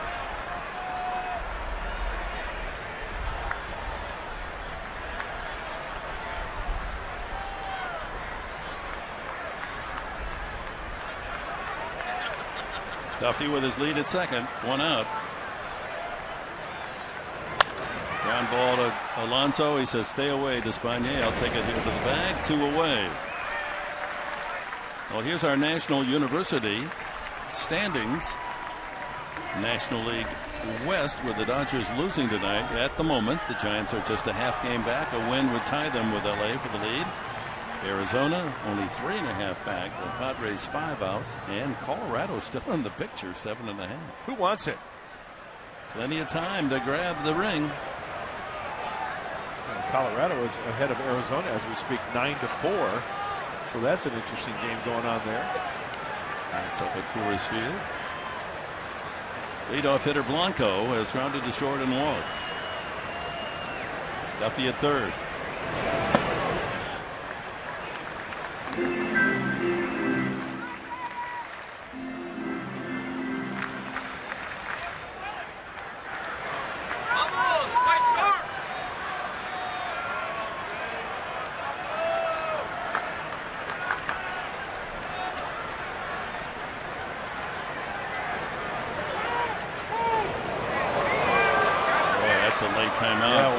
given to Blanco just as Despaigne was about to deliver the ball.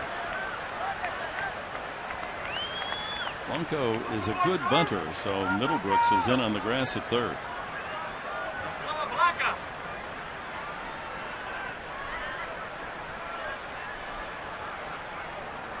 First pitch could have been called a strike. That wasn't. And there's another at the knee. That should be 0-2. Instead, it's 2-0. Oh, what a difference. Goodness. Kind of a unique strike zone tonight as we take a look at after the 80th pitch, the workload. Most in the third inning was 19. You throw two good pitches right where you want them, and yet 2-0. Now that is a ball, 3-0. Show panic on deck.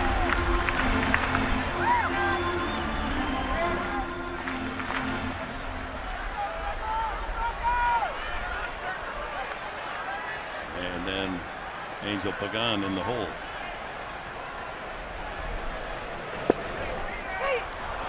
Finally, 3-1.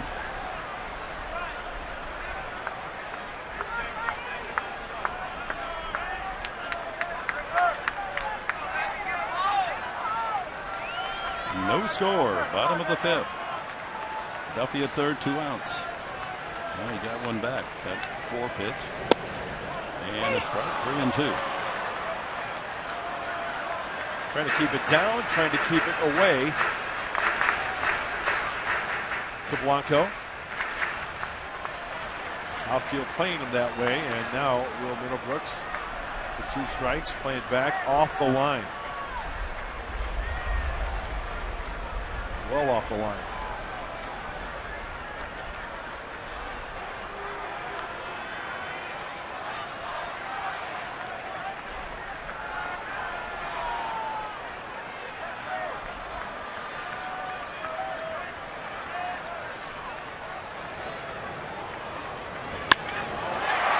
Slicing down the left field line and foul. Pops up into the crowd. Duffy back to third.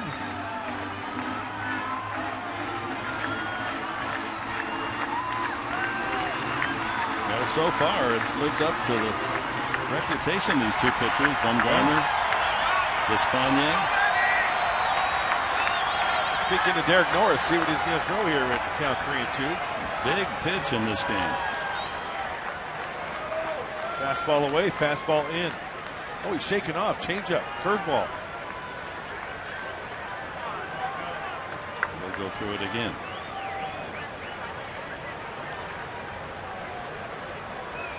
Fastball away. Eventually went back to the first sign you gave him. And fouled again. Well placed. Right at the letters on the outside corner. And Derek's going to have a chat with him.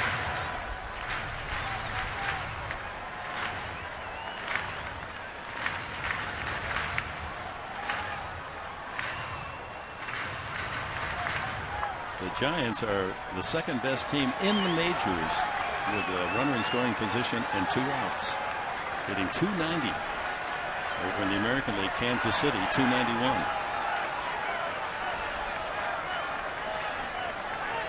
Well, since they talked about it, Derek Norris probably won't give a sign when he went out there to have a chat with him. Hey, let's go with this.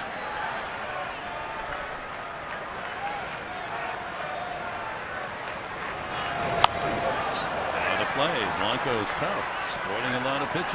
He wanted it away, but it leaked in and he fought it off.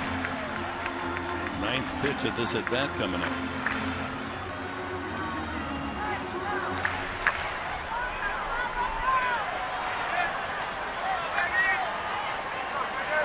Leadoff double. Duffy moved over to third on the ground out. 2 outs. Smothered out in front of the plate. Got to hurry. He can run, and he can't pick up the ball, and the run scores. Oh, my. Took his eye off the ball, looked at the runner, and then the ball was not in his grasp. A swinging bunt single for Blanco, and that's how the Giants score the run.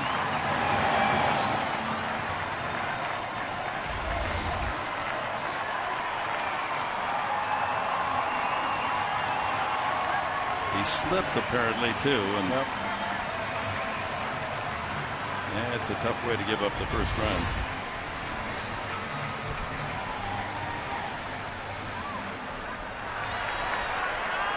You know what? I think that's got to be an error. That's just one man's opinion. Play's got to be made, no doubt about it. I think that's an error. If he fields it cleanly, he throws him out. If that's how you base your judgment, hit or error. Tough. You know, when you have to factor in, it looked as if he lost his footing. Joe Panik is grounded out twice. Let's take another look. And Dick, you know, you make a good point. He does slip there. But as he touches that ball, he's only halfway down the line, if that. A little bit past halfway. He was looking more at the runner than the ball, even though he slipped. Yep. So the leadoff double by Duffy comes around to score on a little smothered ground ball out in front of the plate. And he falls behind Panik 2-0.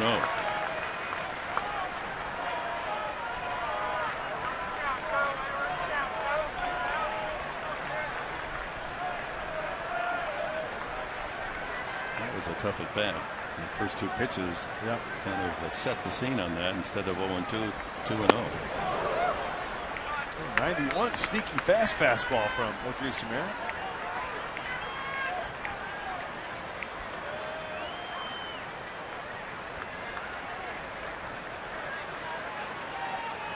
Pitching coach here in Bowlesley. Nothing you can do about that. He made a good pitch. Outside, 3-1. Well, 91 pitches. You got the pitcher spot coming up second for San Diego. Next half inning. I'd like to get him out of this inning here. Runner goes. Right center field, a long run from Melvin Upton. He can't get there. Blanco scores easily. Panik with an RBI double. It's 2-0.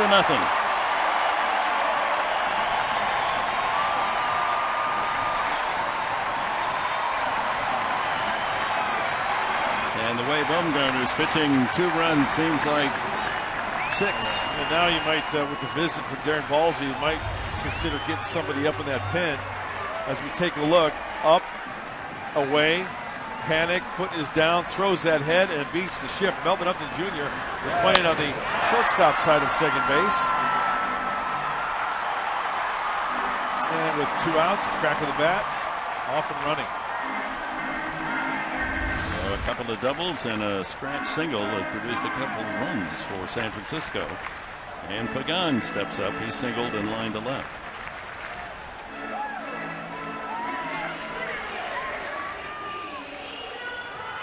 Well, there's no seats in the bullpen for the Padres, but the relievers that are in the dugout for the Padres, a couple of them get up and start getting loose as far as their arms. Relievers sitting in the dugout here in San Francisco.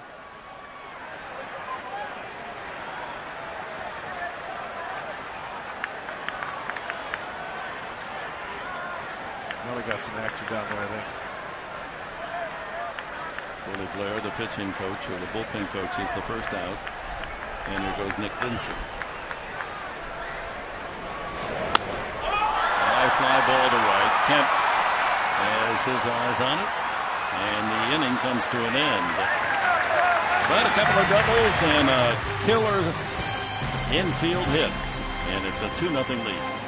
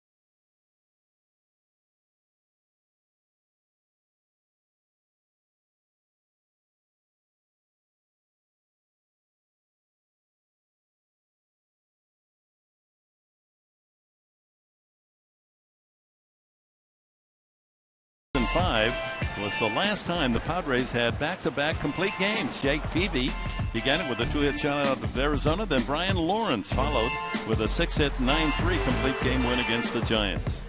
So 10 years ago since Padre pitchers back-to-back with complete games.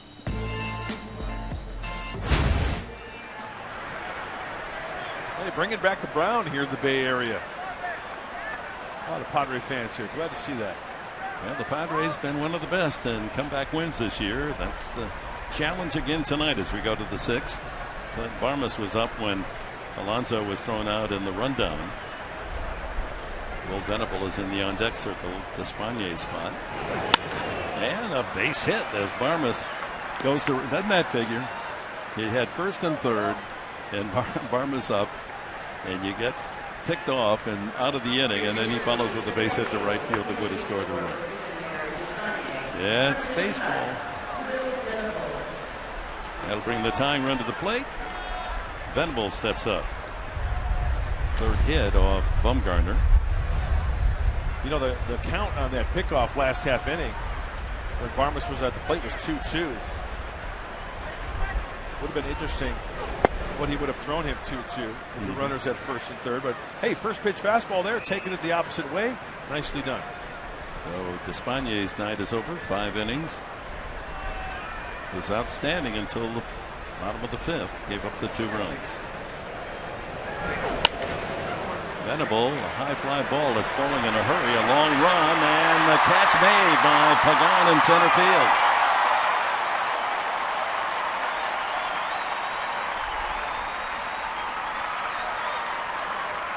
Thought that might drop, but he hit it just a little too high.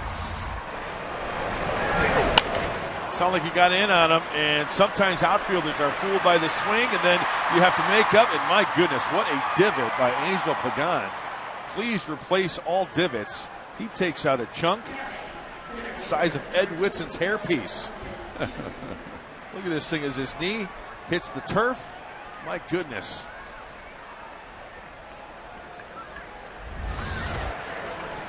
Thank goodness for that soft turf, because he really drove that knee into it. Yep. Leadoff hitter Melvin Upton fouled out and struck out.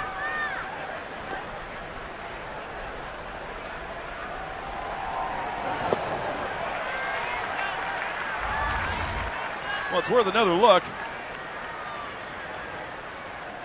That's good play. Good play. Please replace all divots. It's just good etiquette.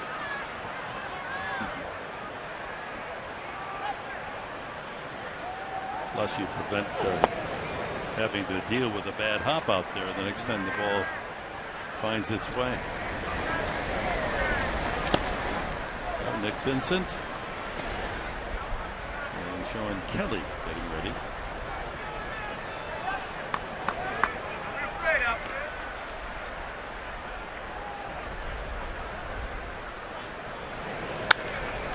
Slice to right, a long run, and circling around is Maxwell to make the catch. He did take the polar route to get to that one. 2 away.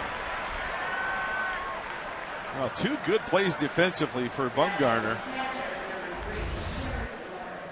Flash look, and then got to turn on the brakes and then reroute. Nice play, Magellan. Whoa. Wind has died down now, so the wind didn't impact that fly ball. Here's Derek Norris. He's gone down on swinging strikes his first 2 at-bats.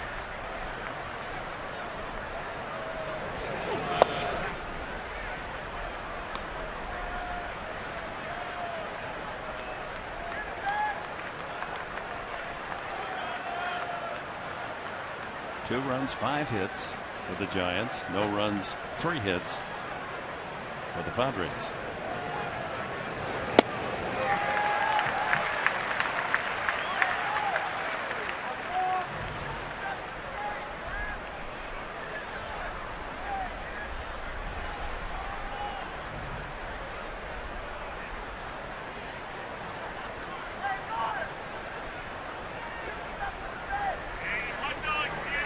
Got to think breaking ball here, huh?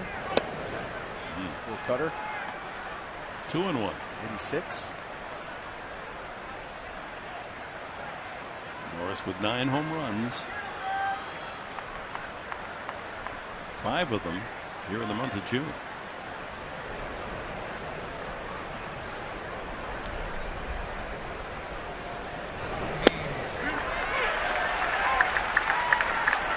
Well, prior to this game, 93 in the third innings pitch for Madison Bumgarner. He's given up 10 long balls.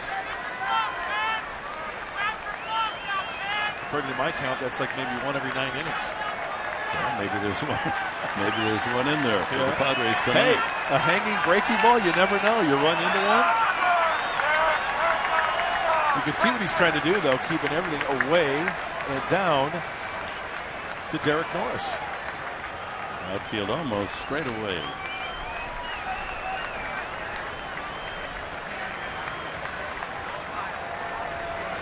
Got him again. That's his 11th strikeout tonight. And the Padres unable to come up with something in the 6th. It's 2-0 Giants. Unbelievable.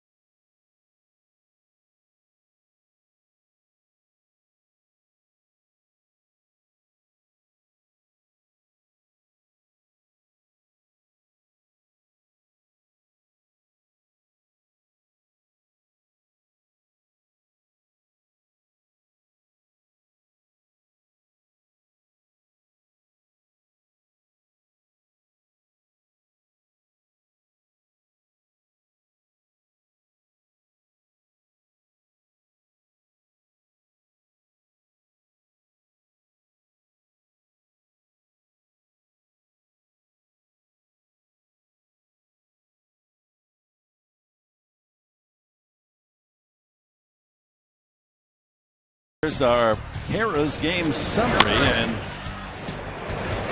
Griesemer doing a great job. Ground ball outs through 4 innings, allowed only 2 hits. Madison Bumgarner through 5 innings with 10 strikeouts. Able to pick off a runner with 1st and 3rd.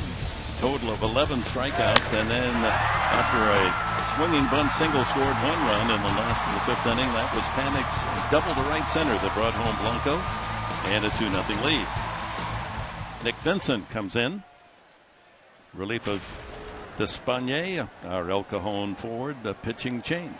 Well, last time out for Nick was back on the 19th. That was against the Arizona Diamondbacks back on Friday. An inning, a hit, a strikeout. They're still within reach here. Down by 2. Got to hold them. Venable stays in the game in center, replacing Upton, and Venable will stay in the 9th spot in the batting order, and Vincent now is in the 1st spot. Posey leads it off.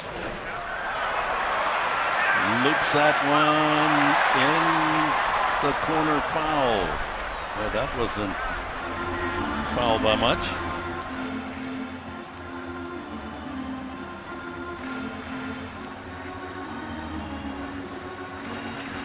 Kemp has been busy out there tonight. Well, once again, Jim Reynolds, the first base umpire, all over it. Well, that's foul by just about as much as Duffy's was fair.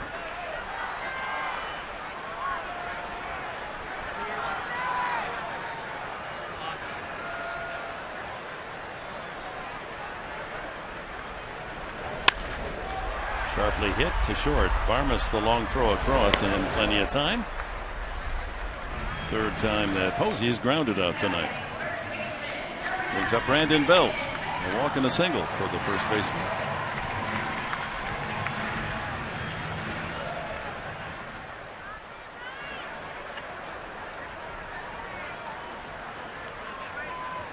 Tomorrow night, 6:30, our TV time here on Fox Sports San Diego. It'll be Ian Kennedy going for his 5th win of the year. He has 5 losses against Ryan Vogelsong. The right-hander is 5-5 for the Giants. 6:30 will be on the air. Strike one. And then what was originally scheduled as a night game on Thursday has been moved up a day game and will be on the air at 12:30 on Thursday.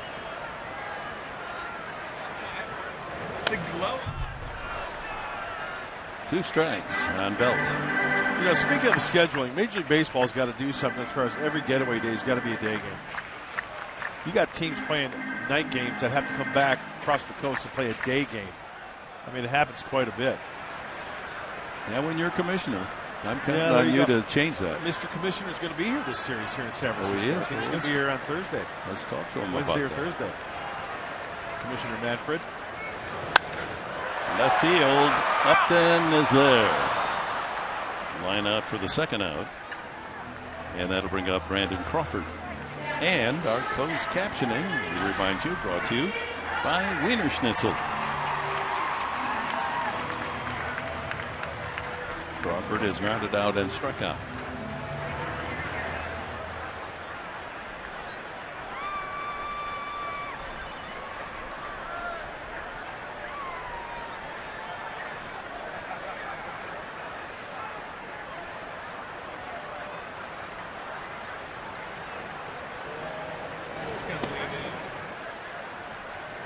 That cutter inside. And after the game tomorrow night, day game Thursday, Padres return home Friday, Saturday, Sunday against the D-backs. Hope you've made your plans to join us at Petco. Friday night, the Beer Fest out in the Park of the Park. And don't forget Saturday night, the popular giveaway, the Padre beach towels. Beach towels on Saturday night. Military Sunday, always special.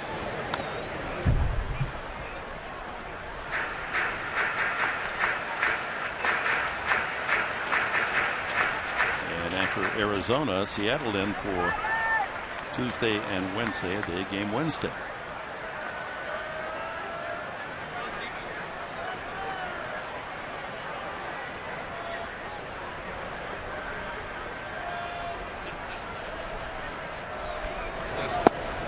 Crawford takes it outside, 3-1. You know, it'll be a big outing here for Nick Vincent. It's been a tough year for Nick. What is it, 3 times now, up and down? That's not easy for anybody, any classification. Going AA, AAA, back down a few times, big league level to AAA. Nice to throw up a 0 here, only trailing by 2. And he walked him. 2 out, base on balls to Crawford brings up Matt Duffy. It was Duffy's double into the right field corner. Led off the 5th inning when they scored 2. So look at the comparison. Pablo Sandoval, very popular here, the Kung Fu Panda. He's hitting 270, Duffy 290. Sandoval 6 home runs, Duffy 6 home runs.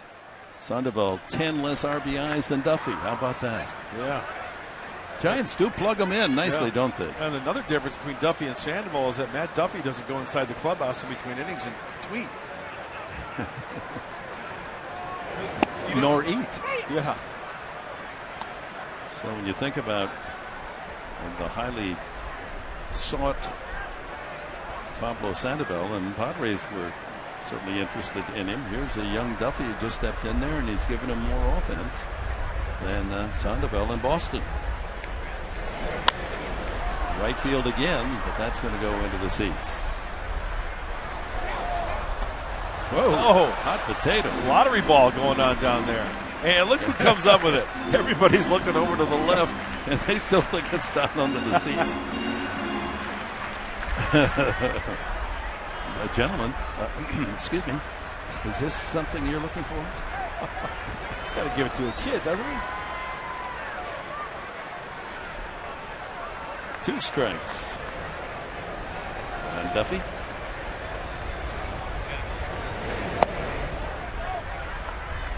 Over but low at 91. So the Dodgers have lost again in Chicago. They lost yesterday as well. So they're only 6 games above 500, 39 and 33. Giants are 38-33. Runner goes. Out of play. Crawford back to first.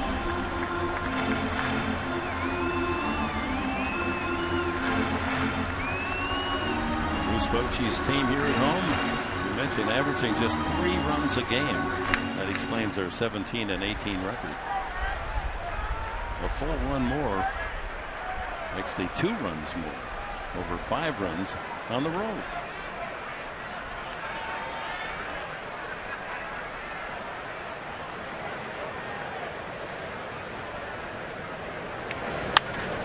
Another ball to right field.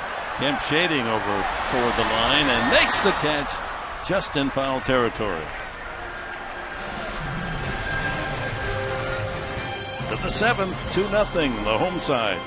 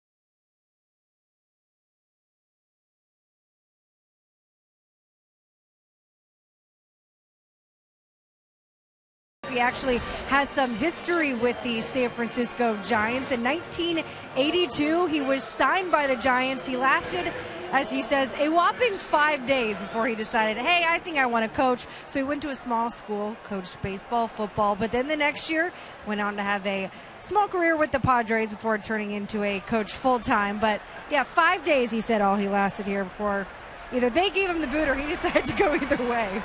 What was his position? Pitcher. He was a pitcher, huh? He got the build for a catcher, doesn't he? How about that? Good enough to coach baseball and football at Miracle College. He could be a tight end. Yeah, that's pretty cool. Dual sports, love it. Well, he's going to have to fire up the Padres here. They got 3 innings to go, trailing by 2. Justin Upton leads off here in the 7th.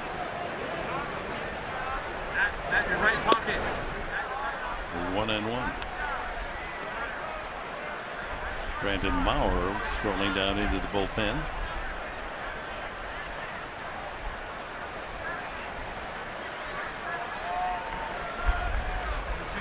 Upton has struck out both times. Bumgarner has really crushed the middle of the lineup. The 2nd, 3rd, and 4th hitters, Norris, Upton, and Kemp, are 0 for 7, all strikeouts.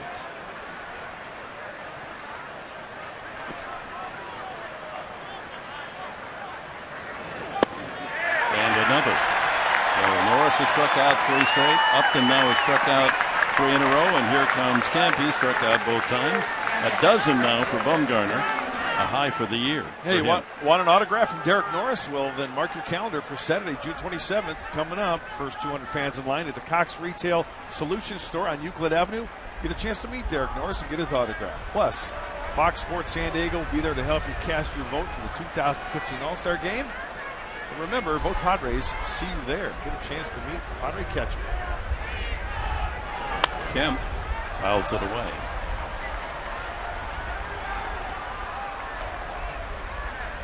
As we mentioned, Bumgarner's high for the year was 11, now with 12. Career high, there it is, 13.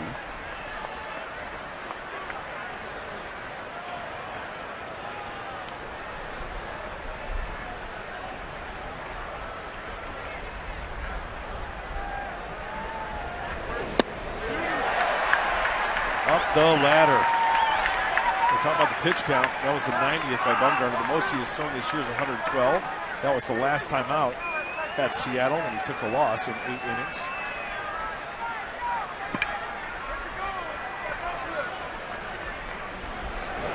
And another strikeout. That matches his career high.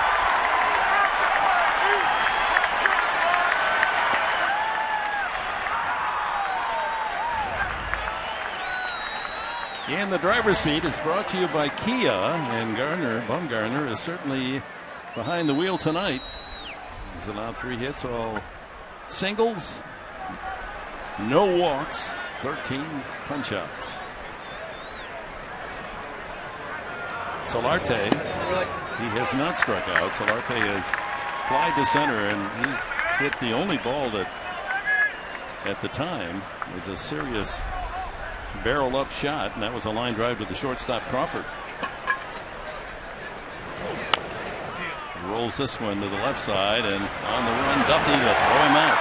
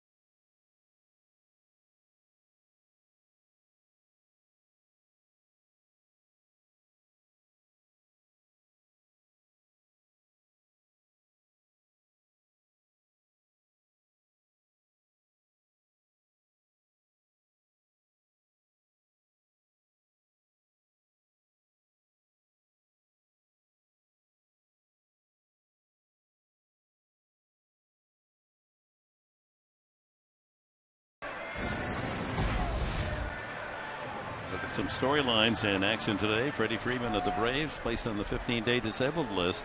Right wrist contusion. That sounds worse than a bruise, doesn't it? Steven Strasburg, as you heard earlier, back from the DL, and Joe Ross optioned to Syracuse. Strasburg pitched 5 innings very effectively on his return. And Nolan Arenado, 2 for 4 and a couple of home runs for the third baseman. He is having a banner season. He should make the All-Star team, don't you think? Yeah, he's having a great year. You know about his defense. Bat, alive, and well for Nolan Arenado. Maxwell is flied to center, grounded to third. Vincent goes another inning for the Padres. Well, the Giants franchise, of course, goes way back to the turn of the century, another century ago when they were the New York Giants. And the all-time record in a game for strikeouts was a modern pitcher Jason Schmidt struck out 16 9 years ago. Well, Bumgarner has 13 through 7.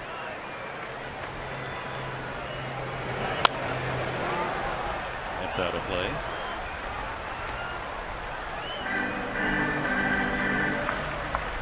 You think of all the good arms that the Giants have had in their great history. If you had 16, somebody would have more than 16, you know? Yeah, that's what I Danny Dominican, Juan Marichal. Go back to the great names of yesteryear, but 16 is it. High fly ball back to second. Shallow center, Venable. And Maxwell is an out. Here's Bumgarner. He should get a hand as he's introduced. Yeah.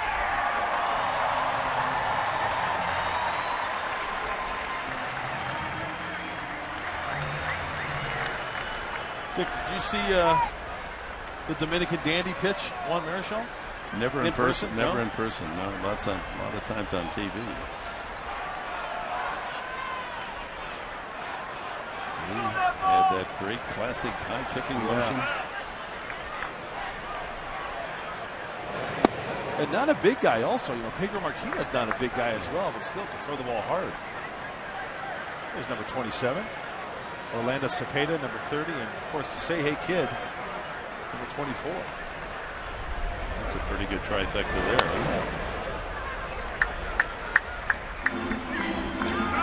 1-1 to Bumgarner. They struck out and grounded to first.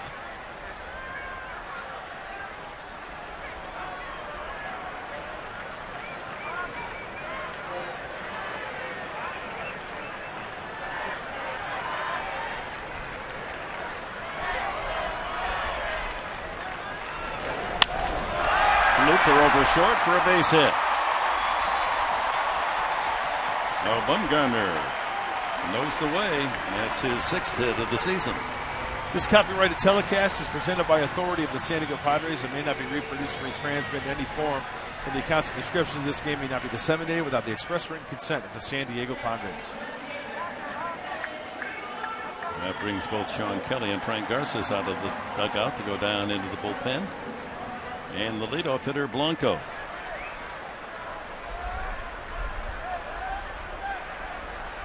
Should be arrested for taking credit for a hit the last time up. A little roller out in front of home plate, and Despaigne took his eye off the ball, watched the runner, slipped a bit, and Blanco wound up driving in the first run of the game. A 20-foot single.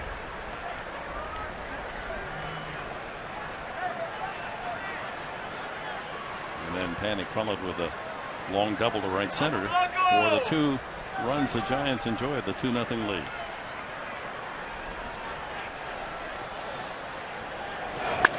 Back through the middle, right under the glove of Vincent. Bumgarner will just stroll into second base. And Blanco is the first Giant with more than one hit. It's a double play ball if Vincent could get his glove on it, but it squinted right underneath the leather. Well, Darren Balsey, the pitching coach for the Padres, out to have a chat as Padres got the double barrel working. Hey, is my table ready yet? Anyway, got the lefty and the righty working for the Padres. Sean Kelly, Frank Garces. You never want to go to a restaurant, though, where the maitre d's nickname is Slugger. No, you'd want to be not good advice. Well, 2 on, 1 out. That was as much a delay to allow the bullpen to get ready as anything for Balsley. Pizza hats, huh? Yeah. Italian night here tonight at I like it. AT&T Park. Bahaba. Big Mike pepperoni.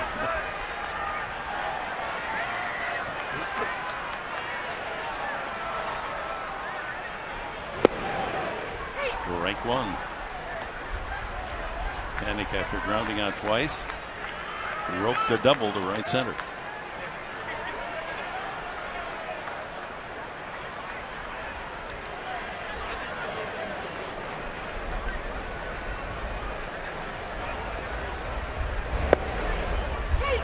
2-2.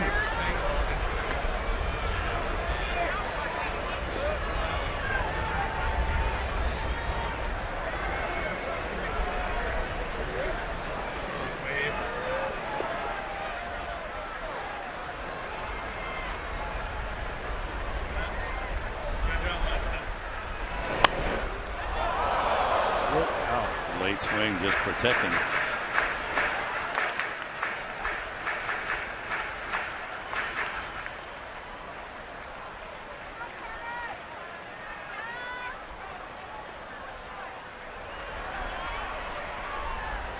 Two hits for Blanco. Panic with the only extra base hit that, well, the other double, also by Matt Duffy, a double. Those are the two extra base hits. Panic, a youthful 24. He looks it, doesn't he? Rosy cheeked. Yep.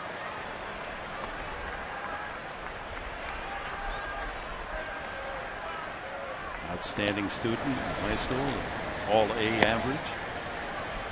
And on to St. John's, where he had a 3.80 GPA. That's academic All-America stuff.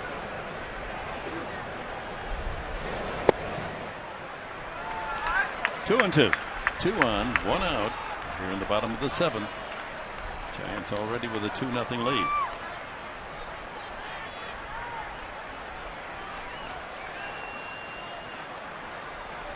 Well, the Giants, their first-round picks have all come to the big club and produced. Posey, Panic. In fact, Panic and Spangenberg, same class. That's right. Same draft. First round.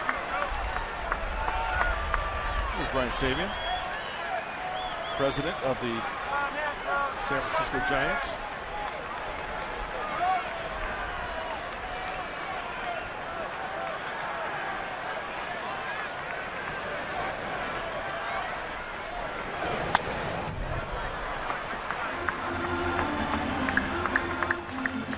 Senior vice president.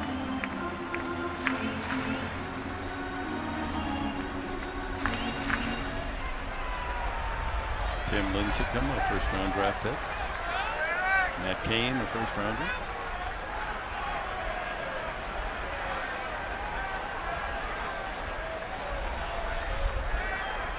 Full count, first and second. Bumgarner at second.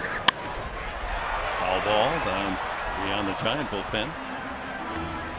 Bumgarner with the 1-out single at the left, and Blanco a base hit right back through the mound into center field. First and second.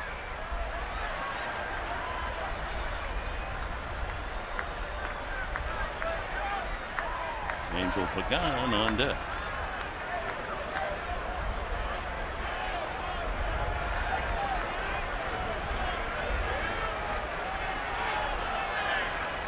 Everything away from Panic. Yep. Popped up. Could be a play for Middlebrooks into foul territory. Infield fly rule called. 2 away. Our game is presented in HD by Sony 4K. Great pictures. Angel Pagan. Switch hitter. Hitting left-handed this year, 230. Right-handed, 384. Well, that's not a tough decision to keep a right-hander in there against him.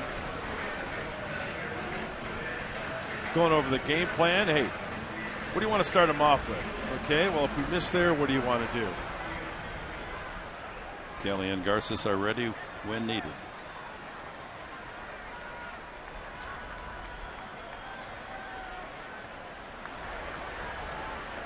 There it is. Quite a difference in performance depending on what side he's swinging the bat. And hopefully Nick Vincent can bury a cutter or a slider into Pagan, get an easy ground ball. They're playing him with pull on the right side and playing him to go the other way in the outfield. Single and 3 trips tonight. Line drive as well to left.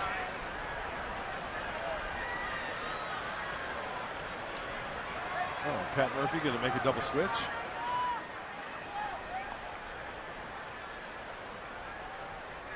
He's going to another righty, I think. I think he read his lips, said him to make a double switch with the other righty. And Spangenberg is the other player inserted into the game. He'll go. So this is interesting. He's going righty out there. He's going with another righty because he probably feels better with Sean Kelly stuff rather than. Yeah. I thought he said right-handed. Well, based on the numbers, the right. No, he's staying with a righty because Nick Vincent's right-handed. So he's going to go with Kelly, the right-hander. He's probably got better stuff. Well, that's what we mentioned. From Kelly. Left-handed, he's hitting 230. That's the influence here. And right-handed, he's 384. So why go to a lefty? Sean Kelly will be the man.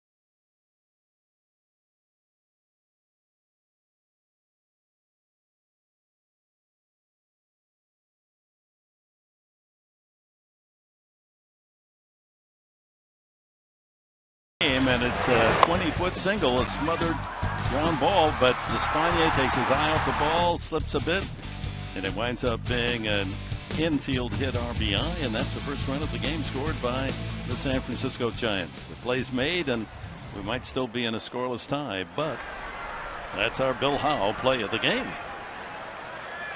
So Sean Kelly, the right-hander, replaces the other right-hander, Nick Vincent, with 2 on, 2 out. And starts him with a strike. 23rd appearance of the year for Kelly. Well, it's a battle of the numbers because lefty's hitting 302, but Pat Murphy feels that he likes the stuff better out of the hand of Sean Kelly as Corey Spangenberg goes in the game. Spangenberg at second base, replacing Solarte.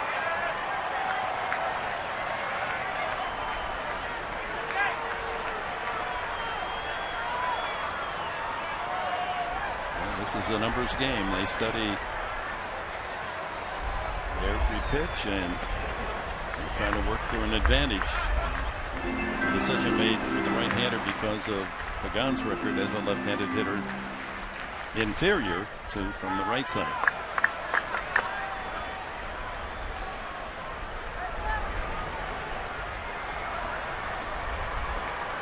Ball and a strike. That's in there.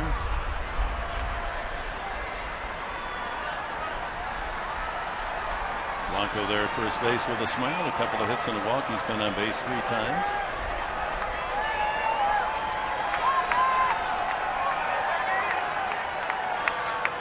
Bumgarner out on base for a long time out there at second base.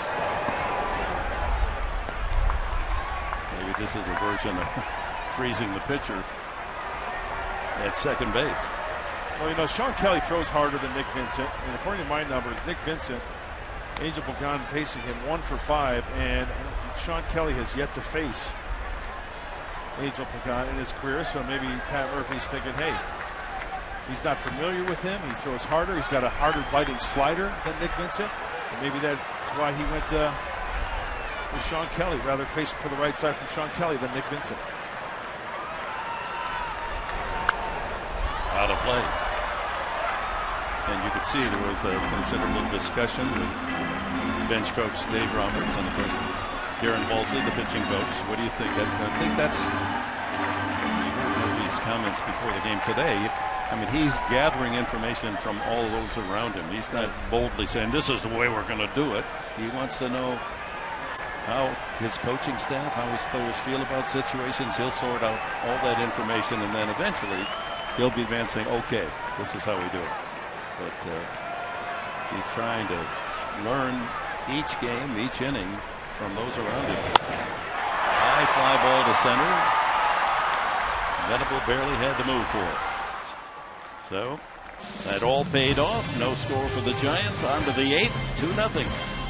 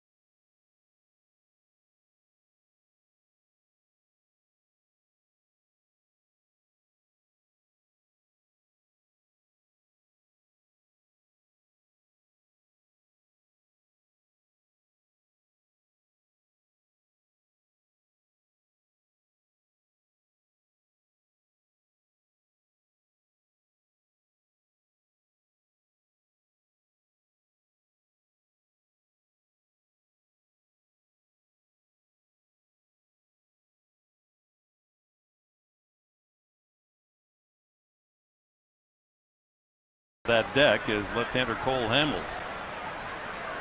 He obviously is going to wind up pitching for someone else. Oh, yeah. You wonder who has the largest wallet. Yeah, they're not just going to give him away. They're going to get a boatload of prospects to go along with that. Alonso 1 for 2. One of the 3 hits off Bumgarner. Looping single to right field off a broken bat. Middlebrook followed with another single, a soft single to right, and the Padres had a 1st and 3rd situation with 2 outs in the 5th. But Alonso got caught in a rundown when Middlebrooks took off for second base and was picked off.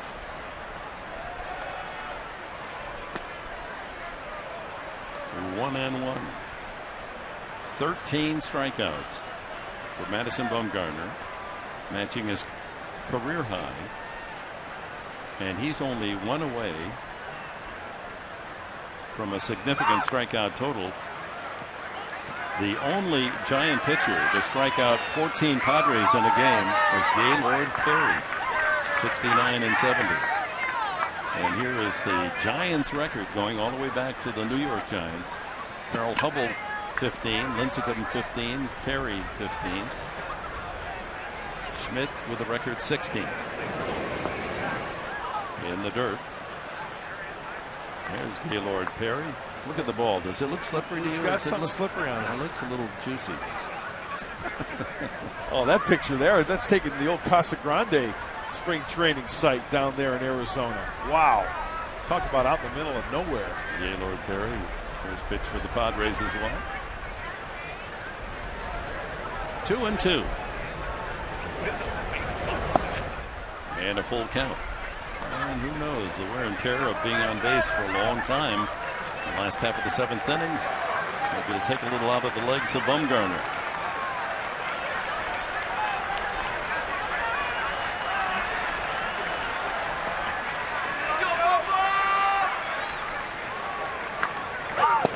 Ball 4, leadoff walk.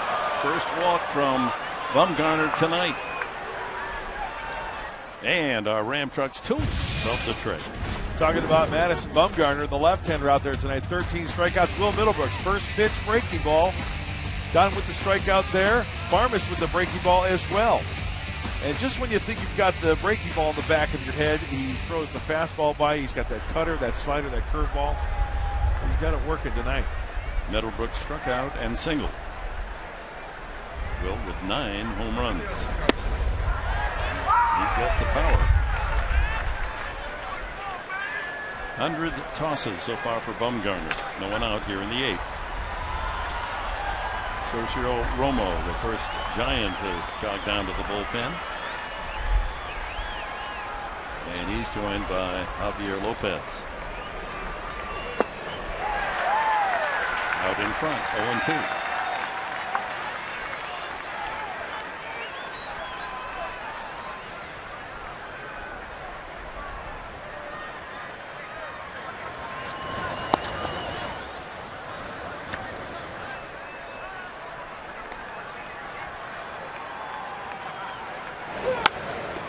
Slicing into the corner. That's a long run for Maxwell. Can't get there. On his way to third is Alonso, into second is Middlebrooks with a double, and the Padres, with no one out, have the tying run in the form of Middlebrooks at second base. With 2 strikes on him, Middlebrooks going the other way for a double. Not too many mistakes tonight thrown by Madison Bumgarner, and that breaking ball there, that looked like a high slider, but stays in it, stays inside it nicely.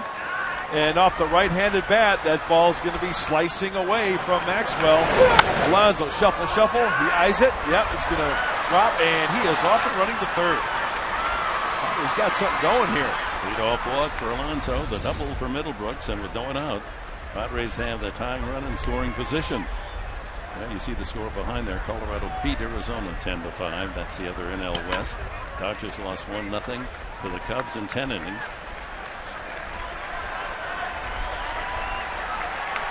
Bumgarner will stay. All those strikeouts have taken a toll in the count. 102. No one out in the 8th.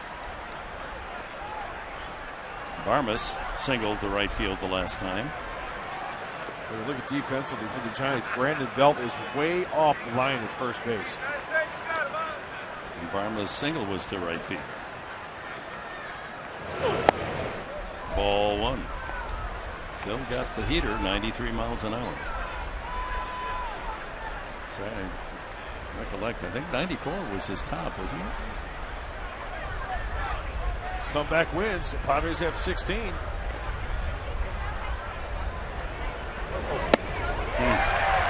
Another 93.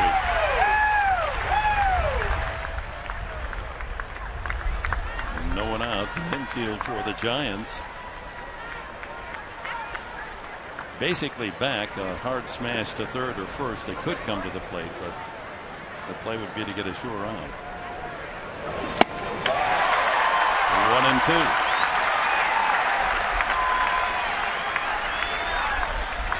Look at how far off Belt is at first base.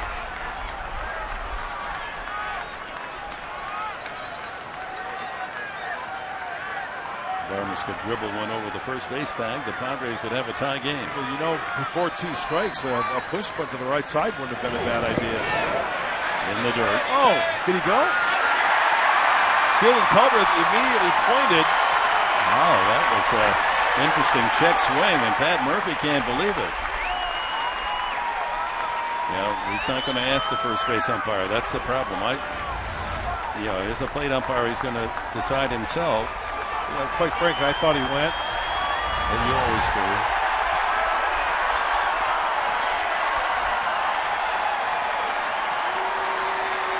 I mean, here's my argument on the whole thing. An umpire's got so much to watch, the pitch, so why not ask for help?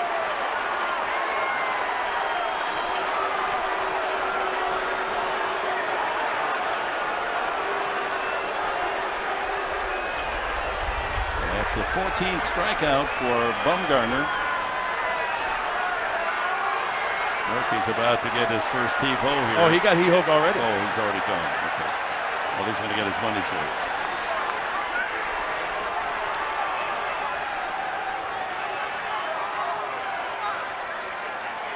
You can see Culbreth saying, I'm in charge here, I'm calling.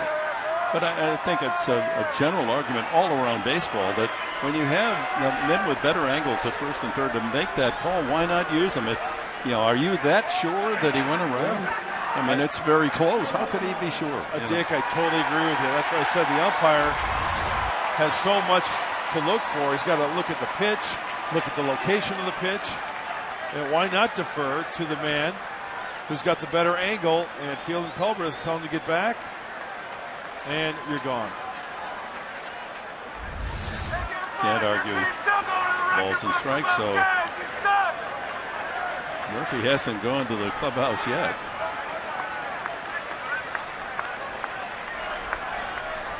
And maybe Matt Kemp got the heave-ho. We'll see. Will Venable slide to shallow center, and a good play made by Pagan. Kemp was not tossed. Second and third, one out, infield back. Line drive left field. That's a fair ball through the bullpen. Both runners will score. Venable to second base, and it's a 2-2 tie. Oh my! Venable comes through. A line shot double the opposite way.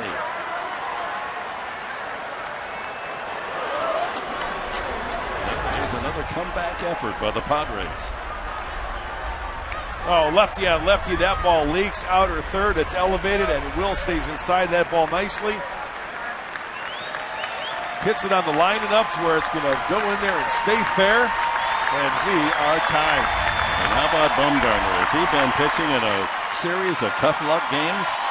Rolling along, 14 strikeouts, leaves the game. He can't win again. Oh, no.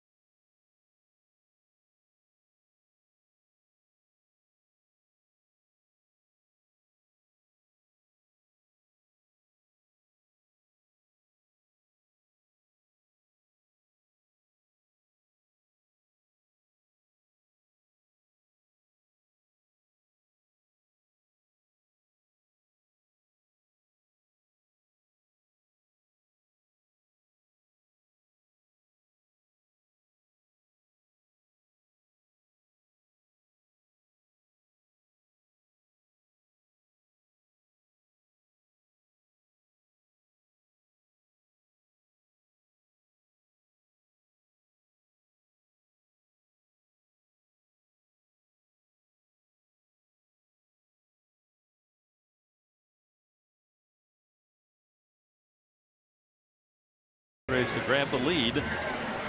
Wait for the ball to come up, he's saying. Javier Lopez is the new pitcher for the Giants. We get word now from the Padres dugout that not only was Pat Murphy tossed, Matt Kemp also got the heave-ho. So the Padres have a couple of men out of action. I guess the first base umpire Jim Reynolds throughout camp. Spangenberg right back to the mound. The throw to second base, and he's out. Boy, that's quick reaction by Lopez. A roll and throw. Somewhat dangerous play. He doesn't make that, then they got 2 on and 1 out, but able to nail Venable, who wandered a bit too far. They might challenge this. Oh, does he apply the tag? That right hand, the long right arm of Venable might have been there. A long study by Manny Gonzalez before he made the call. Dave Roberts is the acting manager, with Murphy being ejected from his first major league game, and he has challenged. And from that angle, you've got to think Venable has a chance of being safe. They'll look at others, and hopefully we have another shot for you.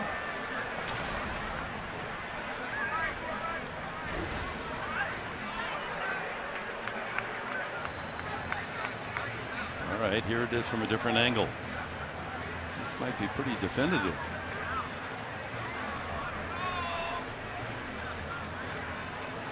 That's kind of close because it looks like he is safe, but we're kind of blocked by Crawford's leg there. Where does he tag him? Up in the chest. Doesn't there. I don't think he got him. I think he's in before he gets the glove on his chest. I think Will does a nice job of watch how he kind of spins his arm away. Yeah, I think he's safe. The tag went under his chest and into the abdomen. Yeah. And this could be a very big call by the crew back in New York, which includes an umpire. I think he's safe. I thought so from the first replay.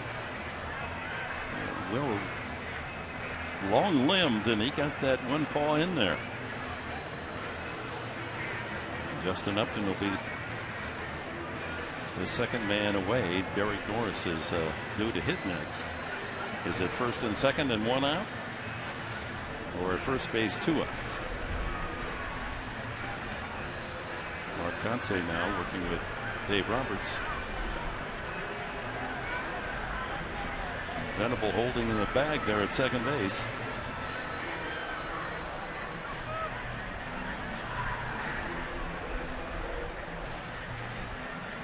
Taking a long time.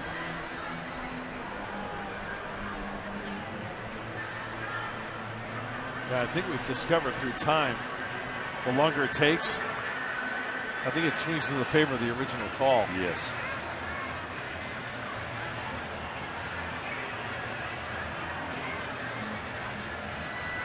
It had to be well over 2 minutes now. Sean Kelly in heavy conversation there with Dave Roberts. Kelly got the final out in the bottom of the 7th inning. We're tied at 2 here in San Francisco. And the issue is whether Will Venable was able to beat that tag. And the Padres would have 2 men on with 1 out and 2 runs home here in the 8th. Venable knocking into with the double. Well, that's got to be close to 3 minutes.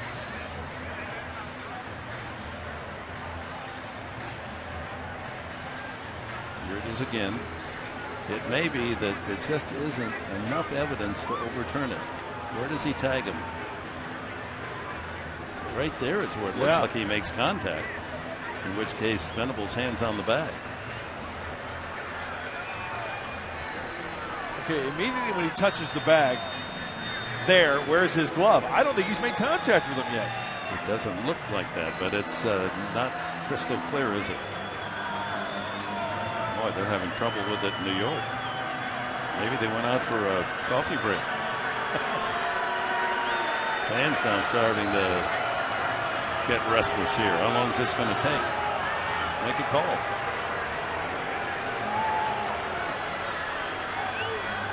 That fan behind the screen there trying to razz the umpires.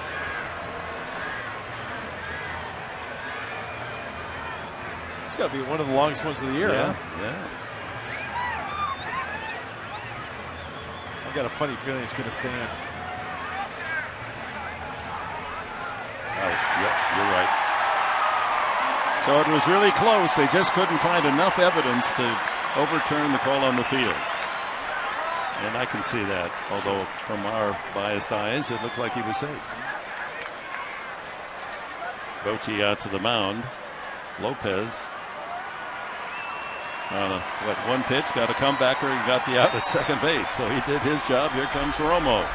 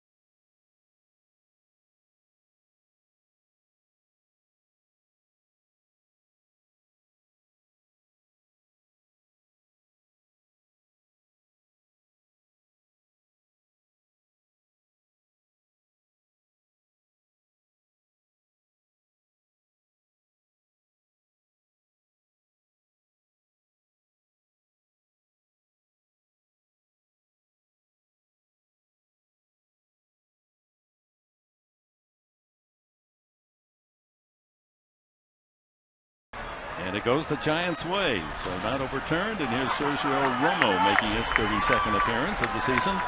Padres have erased the man in scoring position, Venable. So safe on the fielder's choice is Spangenberg. He's a threat to steal.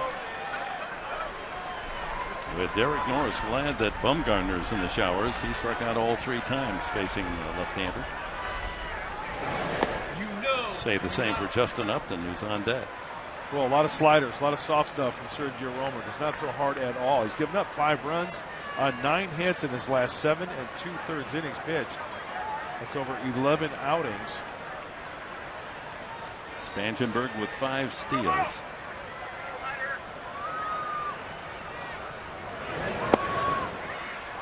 That's the one he gets you to go after. Looks like a strike all the way and then bends off the plate.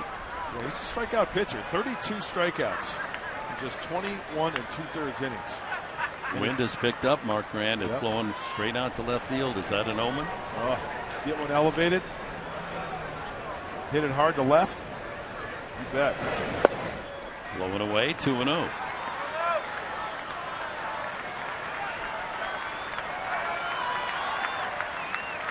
Padres with a leadoff walk. That started the action here in the 8th. Alonso walked. Middlebrooks doubled after Barma struck out on that check swing. Murphy and Kemp ejected from the game. Venable came through with a 2-run double to left field.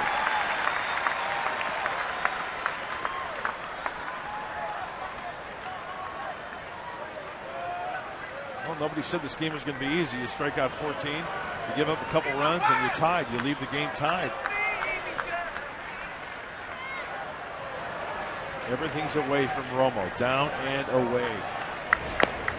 And when you add the Bumgarner's woes, his last 2 games at Arizona and against Seattle, he gave up a total of 3 runs and lost them both. And then he has a 14 strikeout career high tonight, and he can't win, could lose.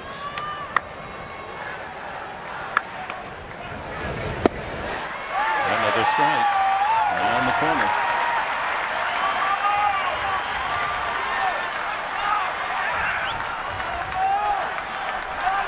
Upton itching to get a chance. He's had a long night. 3 times up, 3 strikeouts.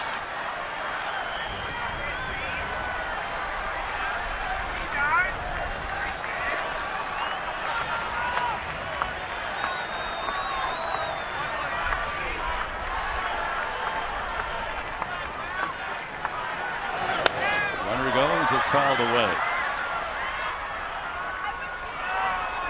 Spangenberg with his speed and 2 outs, ready to run on any contact. He could come home. It's a big outfield on a long single. Jose Valentin there coaching at first to help him out.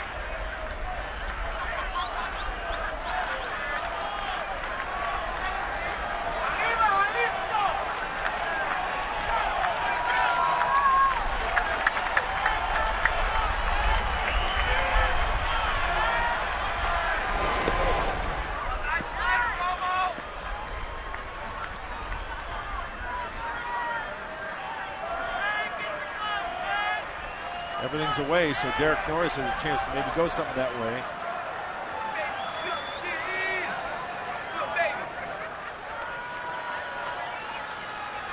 Two outs, Spangenberg with a good lead. And another strikeout. Norris 4 up, 4 times he has punched out.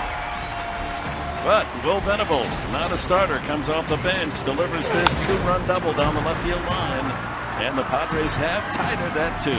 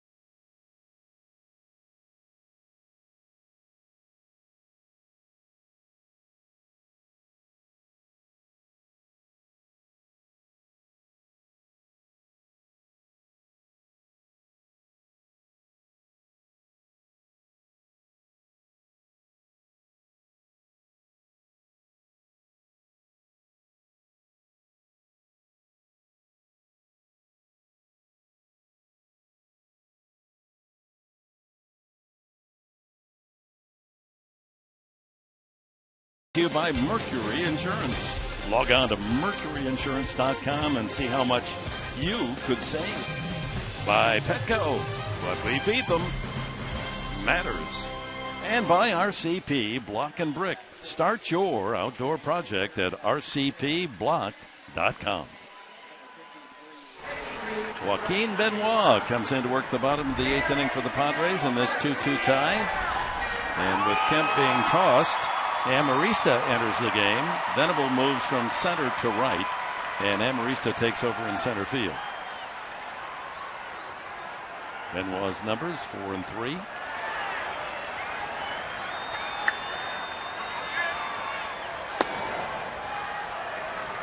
Buster Posey, then Brandon Velde and Brandon Crawford for the Giants in the last of the 8th inning.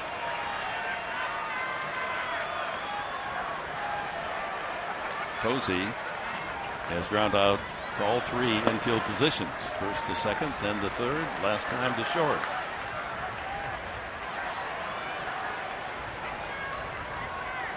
Two runs, 7 hits for the Giants. 2 runs, 5 hits for the Padres.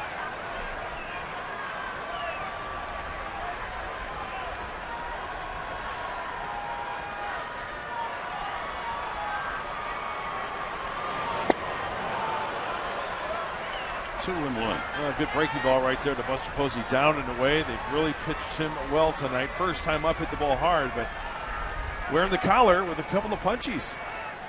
Well, you think back to the 7th inning, Bumgarner, a 1-out single, and he was out on second base for 15 minutes at least, and then came back and walked his first man. Yeah.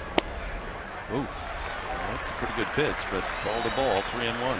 They've been getting the pitches up that one inning, and the Padre hitters taking advantage of that.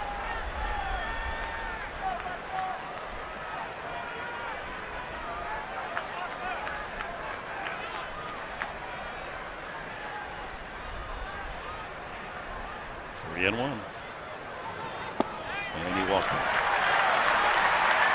That's a formula for disaster, as Madison Bumgarner learned. He walked only one man. He walked Alonso to lead off the 8th inning, and that led to the 2-run rally. Brandon Belt walked, singled, and lined to left. No, go back to that Padre half, the top half of the 8th. Credit Yonder Alonso, put together a good at bat, drawing that walk, and then Middlebrooks with that double. Hopefully Benoit can throw that change up to the left-hander here and maybe work down in the zone to get a grounder for a double play. Santiago Casilla jogs down to the Giant bullpen. He'll start loosening.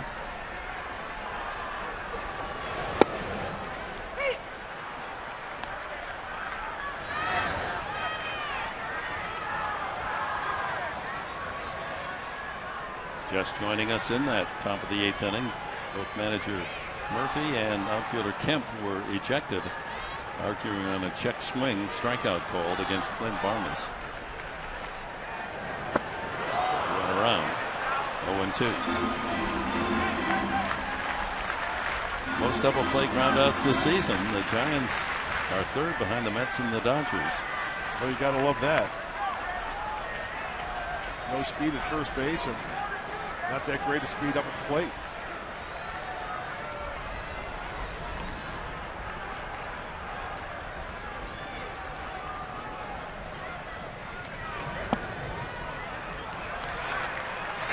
And 2.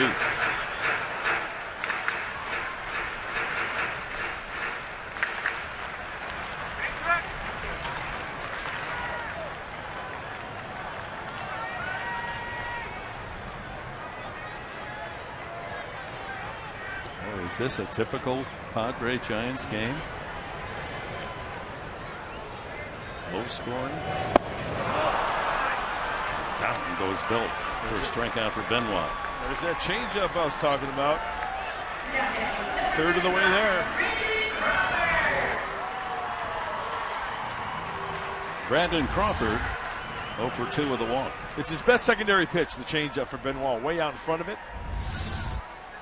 Good fastball arm action from Benoit.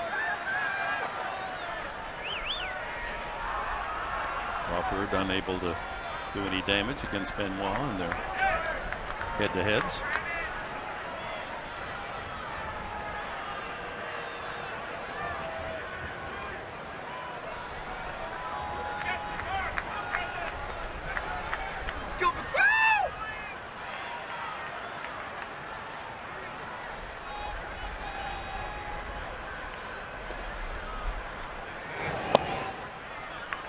Just a little low.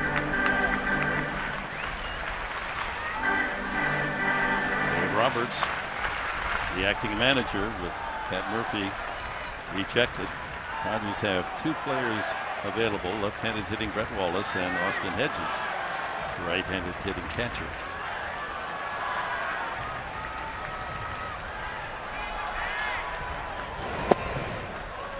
Two and 0.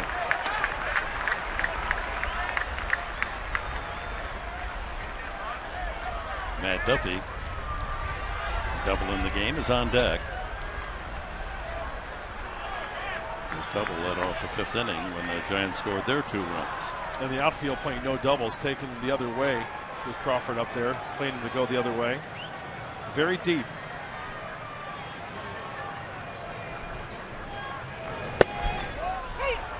Two and 1. 93 on the fastball.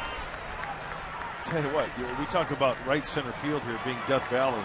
Will Venable is nearly playing. He's over by the Coliseum, across the bay. He's way back there. Have to hit it into the bleachers to get it over his head.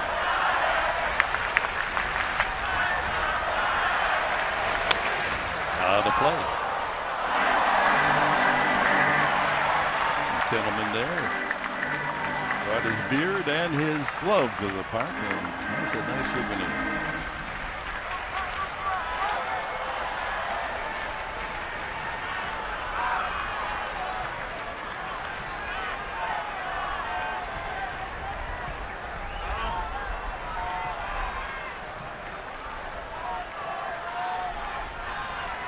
Two and two to Brandon Crawford.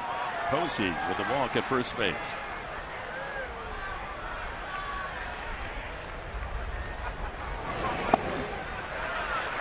And the count full.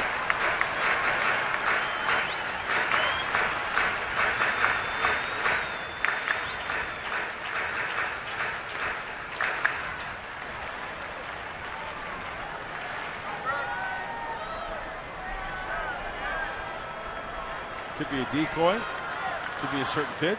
Dave Roberts saying, hey, inch back a little bit to Will Middlebrooks at third. There you go. Now he's starting to inch back a little bit.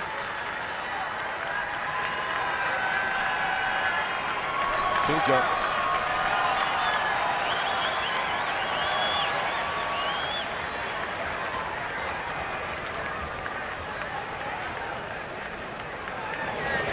Got him. And that would have been ball four. Couple of strikeouts for Benoit.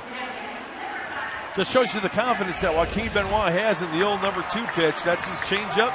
He will throw it any time. Crawford thinks it's a fastball. Boy, the chance you take, well, you walk him there, you get a runner in scoring position, but that's one heck of a changeup. One of the better ones you'll see. Brings up Matt Duffy.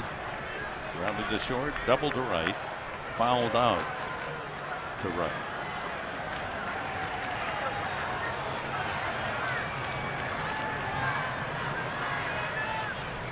Posey still at first base. Not a threat to steal. He has stolen one base, but that might have been circumstances beyond just a straightaway steal.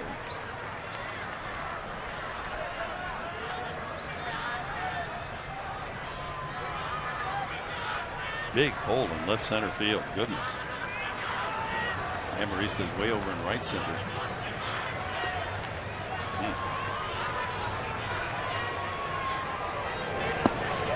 Gets away from Duffy for Derek Norris, and that's a gift. Posey now in scoring position, so a walk, and we'll see how they scored.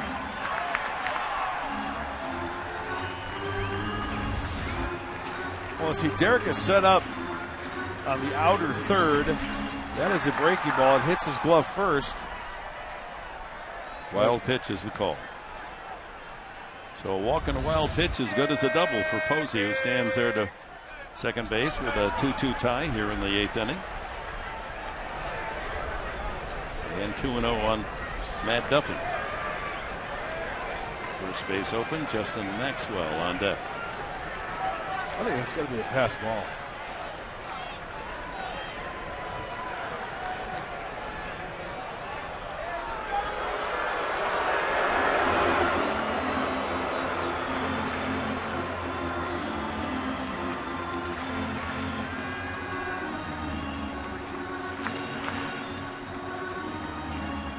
You don't want to get crossed up here. So Derek Norris out to have a chat with Joaquin, making sure they're on the same page with that runner on second base. Now the outfielders move up a few steps on a single and try to run down Posey at the plate.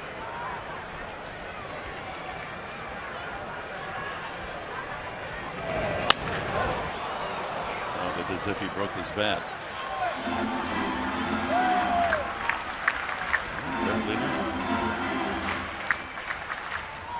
You know, talk about the retired numbers here in San Francisco. Duffy wearing number 5. The late Tom Haller, friend of mine, would have been 78 today. Old Hatch wore number 5 here in San Francisco. Was general manager for many years. Forever Giant. Solid catcher. Yes, he was.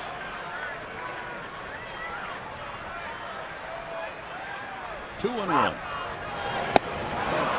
94 on Peter. Now that's sneaky fast, isn't it, Dick? I mean, a nice, easy delivery from Joaquin Benoit. But when you throw that changeup and then you throw the number 1 at 94, vaya.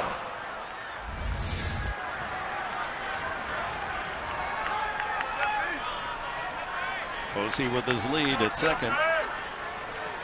Carrying the tying run, and the 2-2 coming up to Duffy. Got him. Change up and a well placed right at the knees. He strikes out the side, does Joaquin Benoit, after walking the leadoff man Posey. He gets Belt, Crawford, and Duffy to end the inning.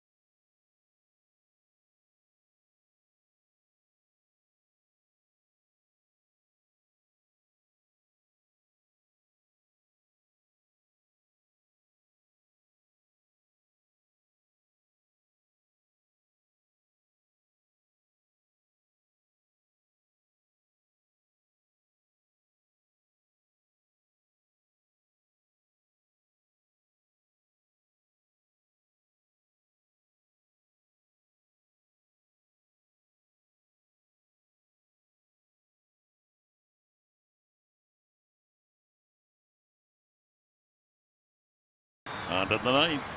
Sergio Romo stays in the game, and he'll be facing the heart of the Padre order. Upton, well, Kemp's gone, and then Solarte in the fifth inning. Well, Will Middlebrooks goes on the first move, and Yonder Alonso off third base a little bit too much, gets caught in the pickle.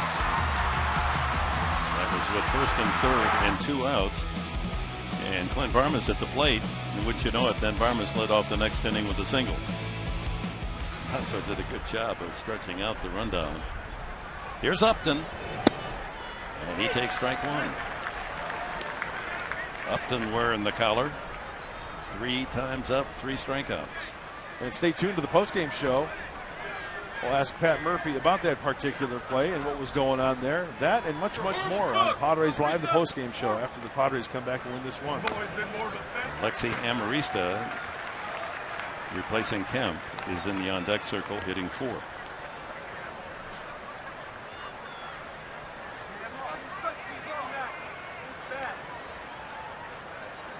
Wow.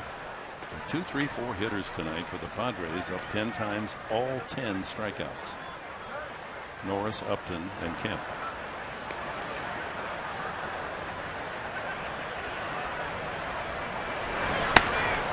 All the damage for the Padres done from the 6th hitter on down. Alonso with a single and a walk. Walk scored. Middlebrooks with a single and a double. Varmus with a single. And Venable with a key 2-run double. Hitting in the 9th spot. Nothing from the first 5 in the order.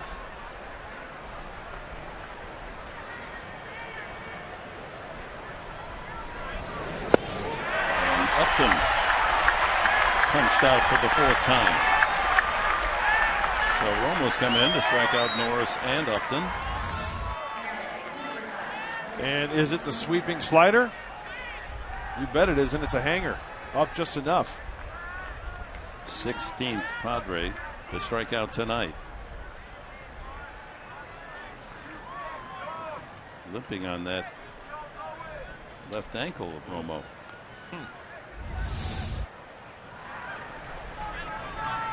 Amarista batting for the first time.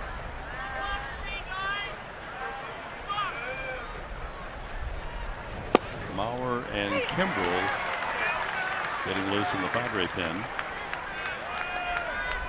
And Brett Wallace is in the on-deck circle.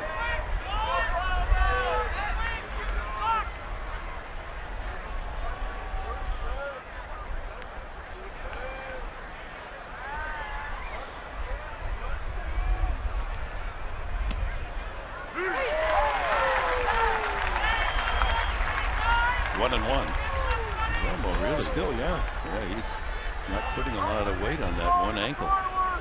Coming through on the follow through, just kind of hopping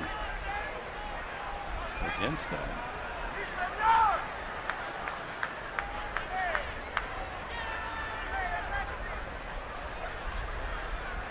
Oh,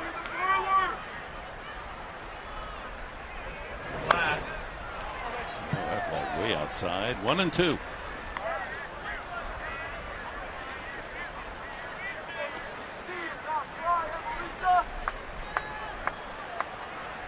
The starter, Madison Bumgarner, went 7 in the third, gave up the 2 runs, 5 hits, walked only 1. That became a run. And a career high in strikeouts, 14. Romo's come in and he struck out 2.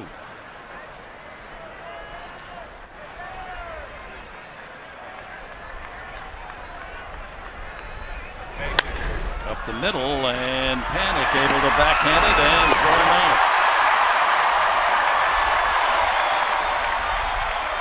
He plays a good second base, doesn't he?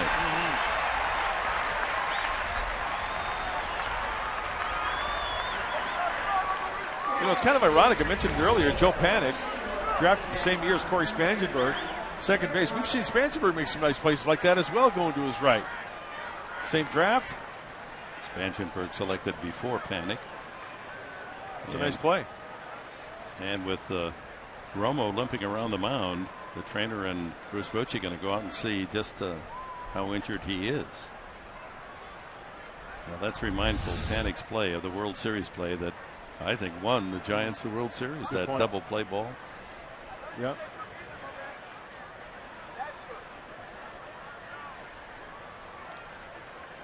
Casilla has been throwing in the bullpen, so he's ready. He would require a lot of time. Meanwhile, Mauer and Kimbrel, if the Padres should score a run here in the ninth, of course, it'd be Kimbrel. And if they don't, probably Mauer. That decision to be made. And Casilla, the left-hander, is Affeld.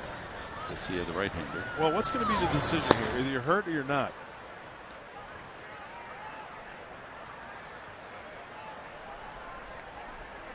Yeah, he's going to leave.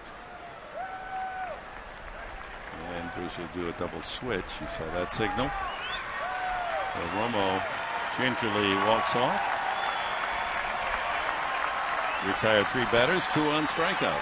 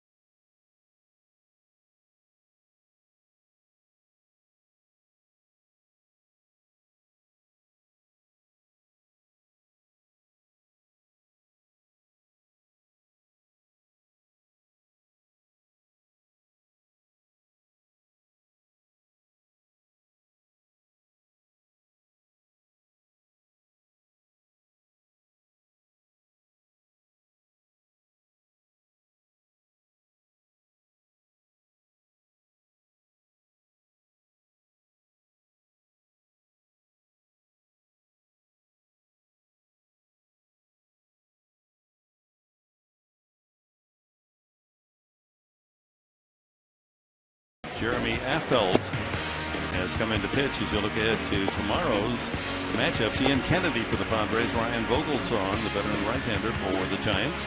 And we'll join you at 6:30 here on Fox Sports San Diego. Kennedy and Vogelsong in Game 2 of the 3-game series.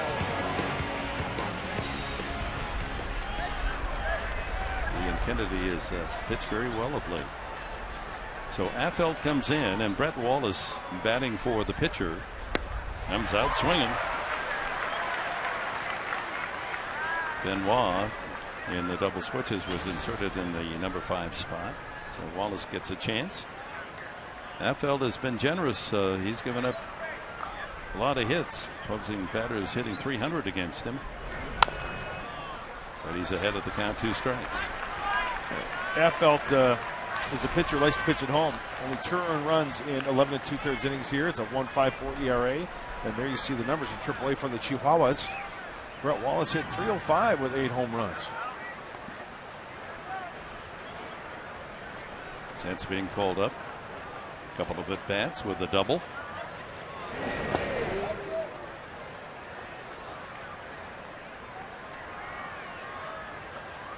Eight home runs at El Paso.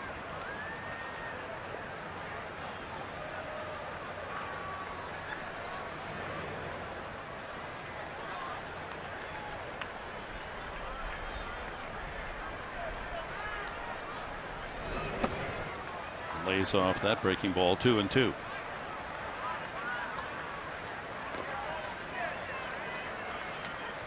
Andrew Kashner scheduled to pitch the Saturday game against Arizona back at Petco. Oh, I'm sure he's got the nails on. Might be pinch running if somebody gets on base. Cash always wearing the nails in a situation like this. And a full count. Let's see him draw a walk so Andrew can run.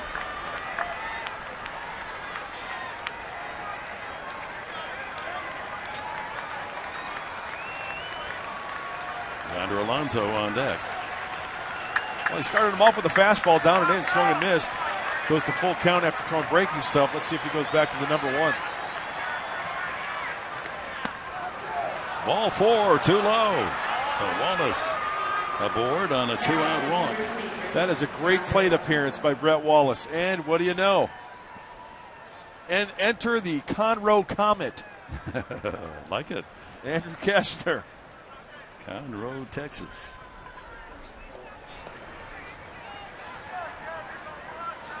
Hit one in the gap and watch the Texan get on his horse and gallop on. You bet. Alonso struck out and looped a single. The first hit off Bumgarner came with 2 outs in the 5th inning. And then his leadoff walk started the 2-run tying 8th inning.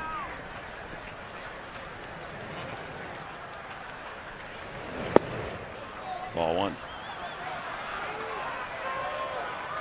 After Alonso, it would be Middlebrooks.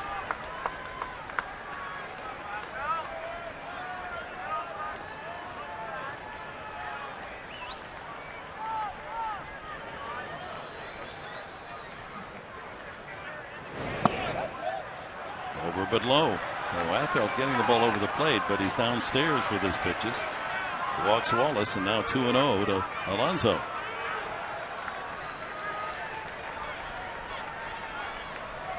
Both Kimbrel and Mauer out in the bullpen, just spectators now. They're both ready. Throw a pitch now and then.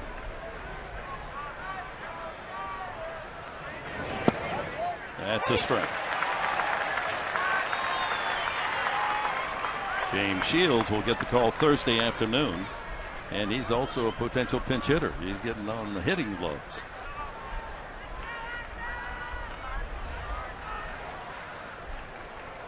Mark Loretta in the dugout tonight. Hey, you can take 2 more. Here we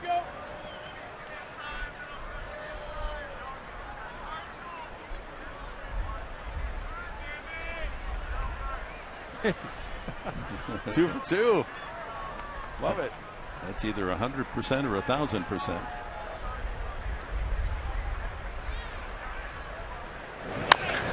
Chop up the middle, and that's an easy play for Panic. Although he threw it in the dirt, dug out by Belt. Bottom of the ninth. It'll be Maxwell leading off for the Giants.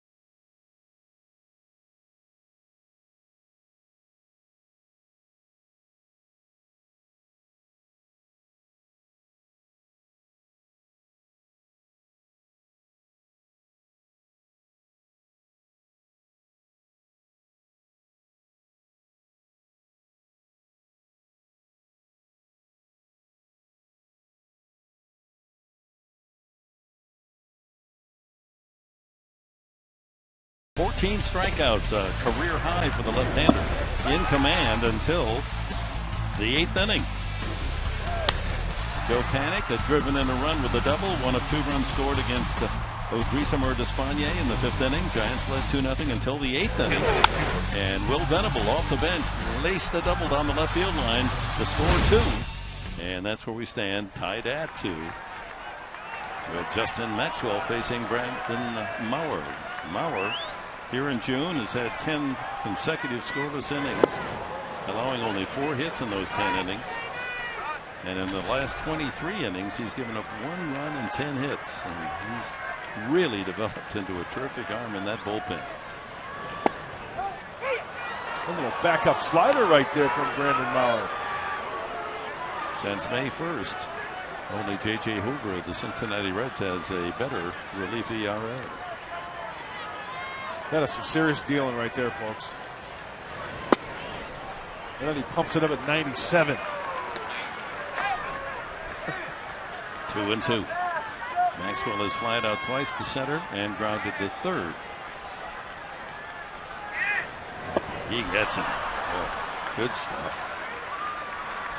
That's the 4th straight Giant to strike out. Benoit struck out the side after walking Posey in the last inning. Slider, fastball 97, and the slider to throw him back to the dugout. And to bring on the Cholula flamethrower. And with Brandon Maurer out on there, 97, that's coming in hot. Muy picante. Joaquin Arias batting for the first time. Inserted in the double switch when Romo left the game. Hitting .191, just 47 at bats, 9 hits. 2-0. Go right after this guy, Brandon Maurer. Leadoff man Blanco's on deck.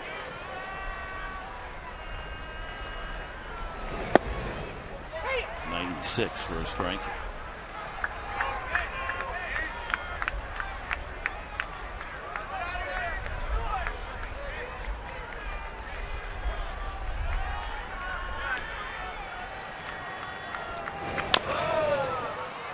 Levels at 2-2.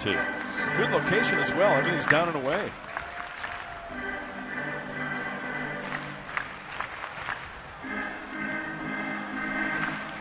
Doesn't like the feel of that baseball. Tosses it in to catcher Norris and gets a new egg.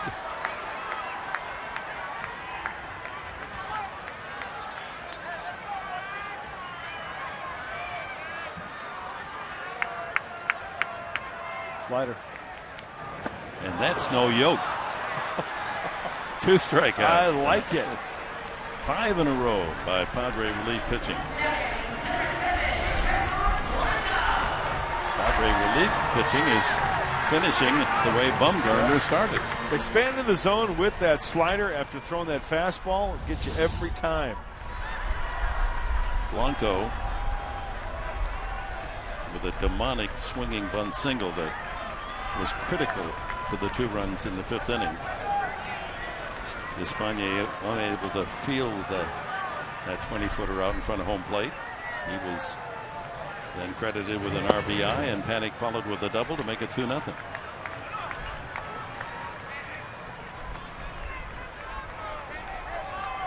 And he singled the last time back through the mound, so the only Giant with 2 hits tonight is Blanco. The only Padre with 2 will Middlebrooks. Oh, mixing in a changeup. Nice movement down and away to the lefty. Quite an arsenal for Brandon Maurer. 97 fastball, the slider that bites like a mule, and then a changeup at 87 with good dip down and away.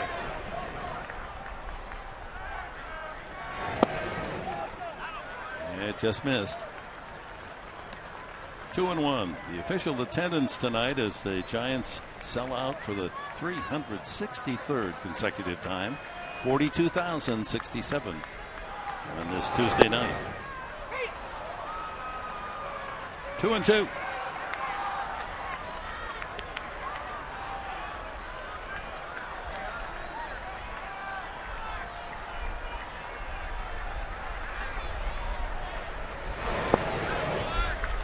Skips that one in, and the count goes full.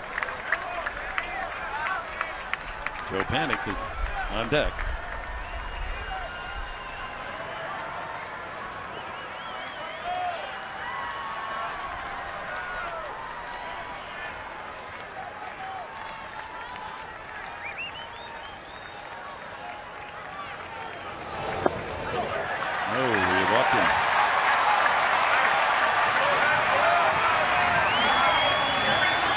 So a 2-out walk to Blanco, the winning run for the Giants, potential winner on first base.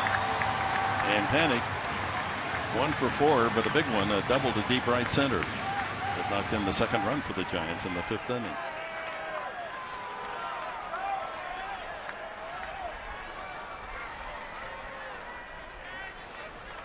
Outfield swung to go the other way big time. Well, Alexi Amarista really over to the left center field gap.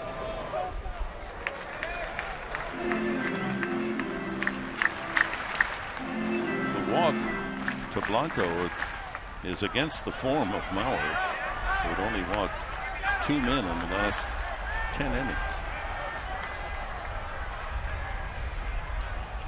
There he goes. Throw by Norris. Waiting for the sliding Blanco, and Norris has thrown out another. Wow. What a job he's done. Cutting down potential Steelers. 23 times this year, Norris with a strike to second. And that one was waiting for Blanco to arrive.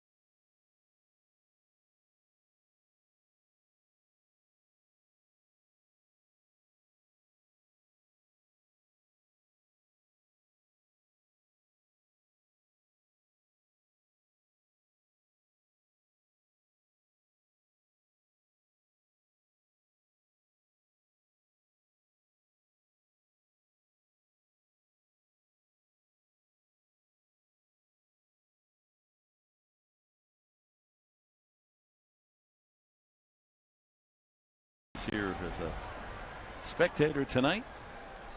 McCovey's Cove. Santiago Casilla. He's become the closer for the Giants, taking over from Romo.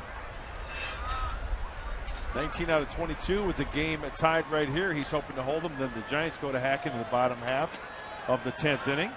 Middlebrook starts it for the Padres. And takes strike one. Struck out the first time, Will did, and then single to right and double to right.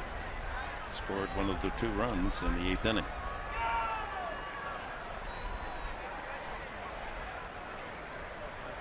Barmas and then Venable to follow. 1-1. Now pitching within the division, Casilla knows these Padres. Prior to this game, 36 games against the Padres. His ERA against the Padres, .23. So that's 1 earned run in 39 1/3 innings pitched for the right-hander.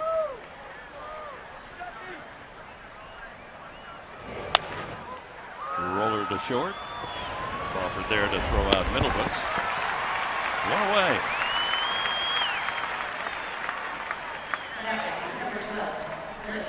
Cled Barmas, a single and a couple of strikeouts. I mean, the numbers are just staggering. Casilla, Padre hitters are now 13 for 131. Goodness. Off of Casilla. Hopefully that breaks could break that trend this inning.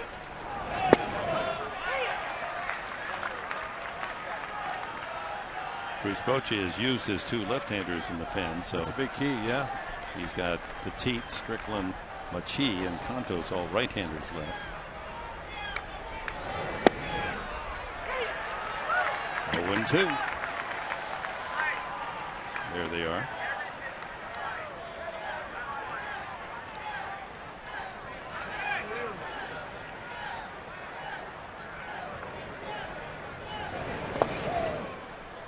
It's like a power curveball from Casilla, straight down.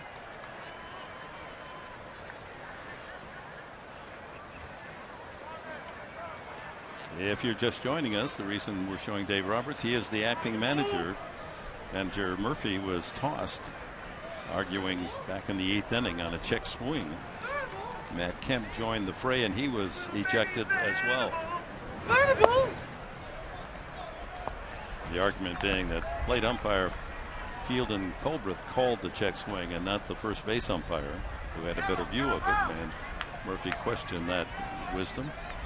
And as you think about it around the league this year, the best arguments, most often ejections, I think, come on that very cause.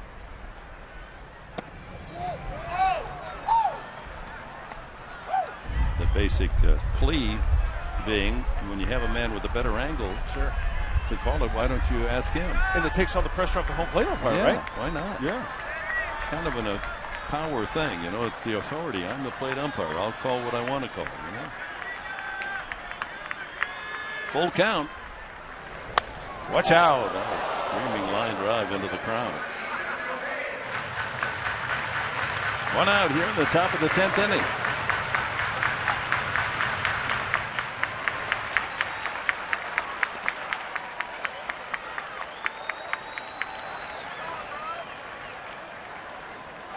Extra innings. The Padres are 4-3. Giants are 3-1.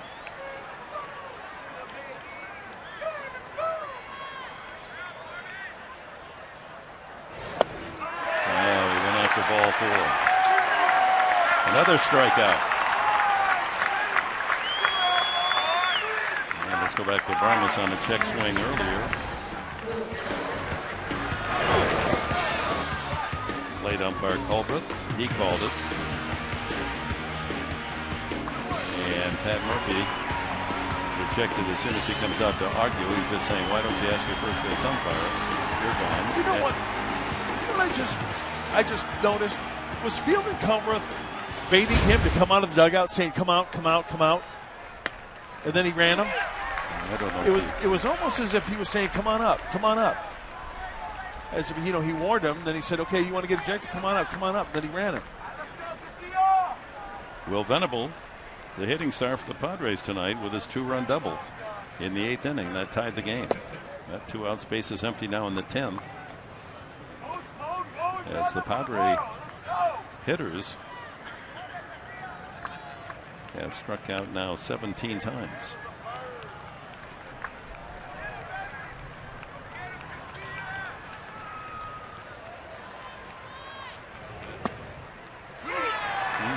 One and two. Venable didn't like the smell of that call. And well, he shouldn't.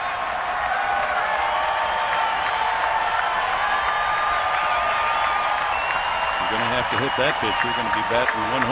Yeah.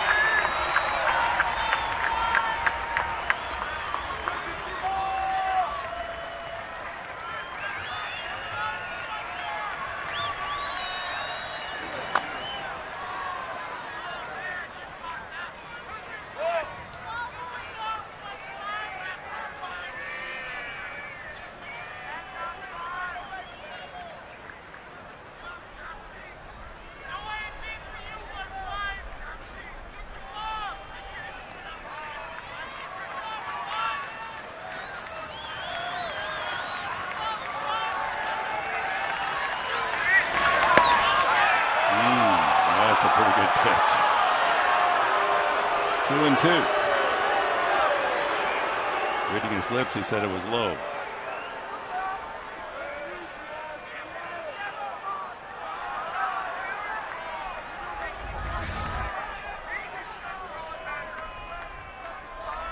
That's a ball. It wasn't low, but it did appear to be outside. And that's how good Posey is at catching that ball, just turning his wrist to make it look like a strike.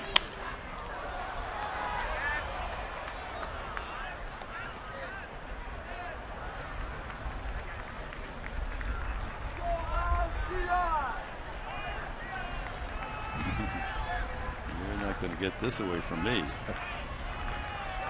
I stayed a quarter to 11 in the evening to get one of those.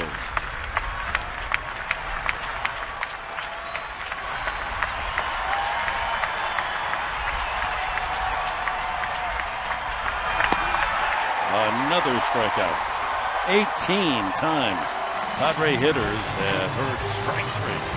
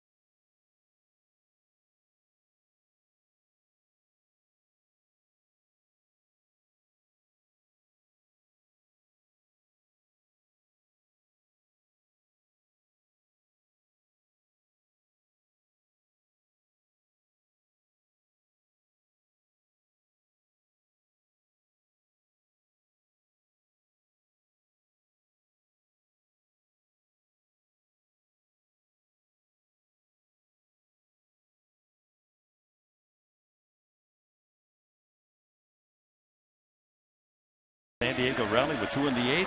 We're now in the bottom of the 10th inning. Brandon Maurer will work a second inning. Craig Kimbrell has come in from the bullpen to keep warm down in that dugout. For San Francisco, Panic, Pake, Pagan, and Posey, the 3 Ps in the lineup. Not the longest outing for Brandon Maurer. He's pitched 2 innings. He's done that 2 times. Last time was back on May 2nd against the Rockies. Hunter Strickland, a right-hander, getting ready down in the Giant bullpen. Panic, a key RBI double in the game to knock in one of the 2 runs. He's 1 for 4. And takes strike one.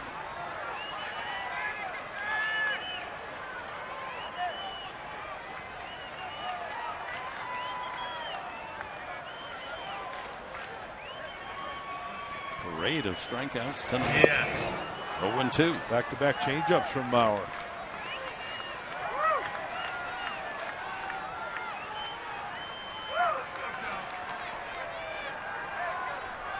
Seven Giants have struck out.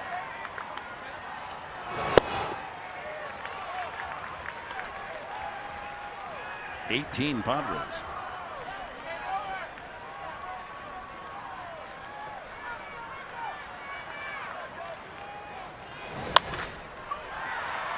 Chopped to second base. Spangenberg with a flip for the out. One away. Hey, tonight on SD Live, Will Middlebrooks and Corey Spangenberg join the conversation to discuss their path to the majors. Life in the show and the fine line between staying and going to the minors. Tonight after Padres Live on Fox Sports San Diego, they'll jump upon a plane and go back to San Diego and go down there in the studio, and then after that interview come back up to the Bay Area for tomorrow night's game. Jet travel's amazing, isn't it? Angel Pagan, 1 for 4. He singled in the first inning, was thrown out trying to stretch it. Kemp nailed him at second base.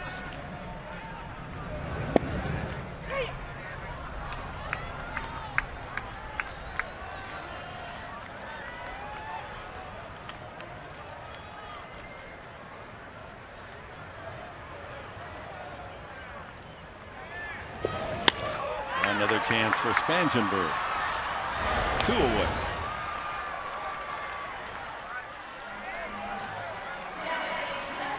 And here's Posey.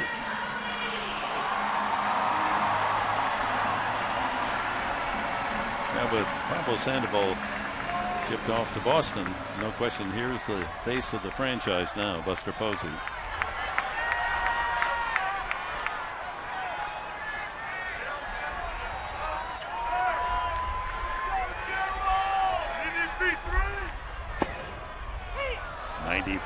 For a first pitch strike.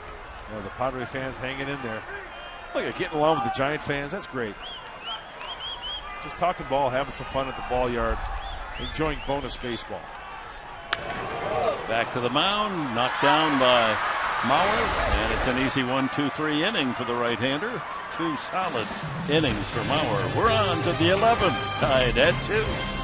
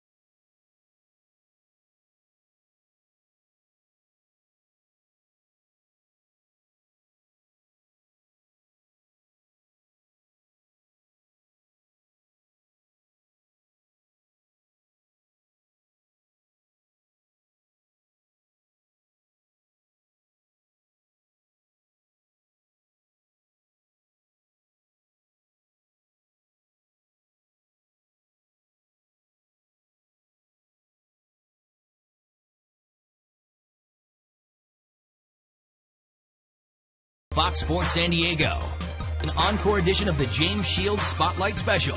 Learn a little bit more about the Padres right-hander. But first is an all-new SD Live. Our guests tonight are both part of the infield for your San Diego Padres. We've had a really tough schedule, tough pitching. I mean, we're a 500 team right now, and we haven't even clicked yet.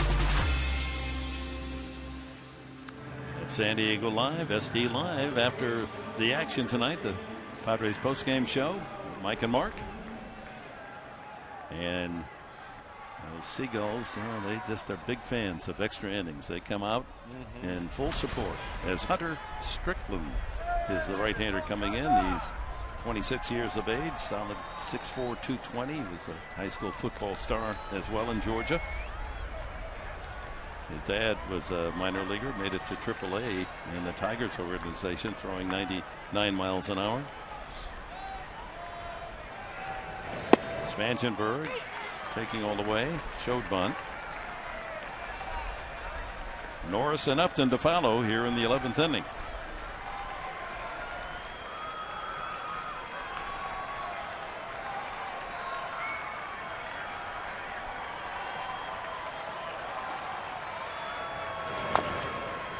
Two. Little slider from Hunter Strickland. Well, Dale Thayer and Kimbrell seems to be warm. He's been out there throwing. As Mark Conte, the hitting coach, writes down some notes, and Dave Roberts at the helm tonight after the ejection of Pat Murphy. Fastball up from Posey. Up the middle, but not hit hard, and Crawford there to scoop it up and throw him out. One away here in the 11th. Padres with only 5 hits, but with a walk and a couple of hits, able to produce 2 runs in the 8th inning to not only deny Madison Bumgarner the win, but send this game on. And now it comes to the hitters in the lineup where you expect big things, but all they've done is strike out tonight. Norris struck out 4 times, Upton 4 times, Kemp 3 times.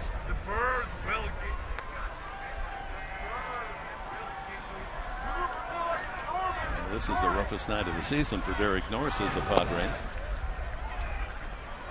But sometimes, as I recall earlier this year, he had a rough night. Struck out 3 times and then homered. Yep.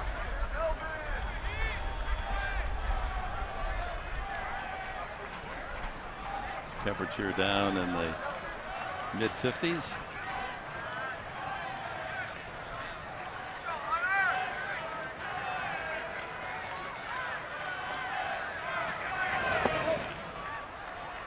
Two and 0.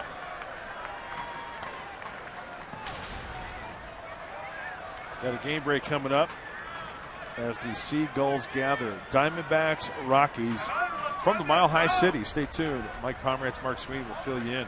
The Seagulls have a great communication system. The word gets out. All their pals come flying in. Dinner time. It's going to be a little late tonight. 2-1. Dick, that game we were talking about was back on the 29th of May against the Pirates. 4 strikeouts for Derek Norris, and he hit the grand slam in the 9th inning. The walk-off grand slam. 6-2 Padre winners. It was tied 2-2 as well at the time. All right. It's in the back of his mind. 2-1. And now 2-2.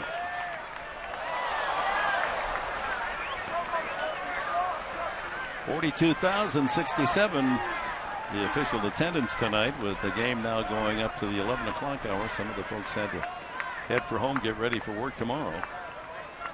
Another sellout tomorrow night. It'll be Ian Kennedy for the Padres. Ryan Vogelsong, the right-hander, on the mound for the Giants. Hey, those Padre fans don't go home. Hanging in there. Well, that's really a father-son, isn't it? Outside, full count. Wasn't even close. A lot of umpires here tonight. Justin Upton next. Mark Kotze there with acting manager Dave Roberts. Yeah, that's way outside.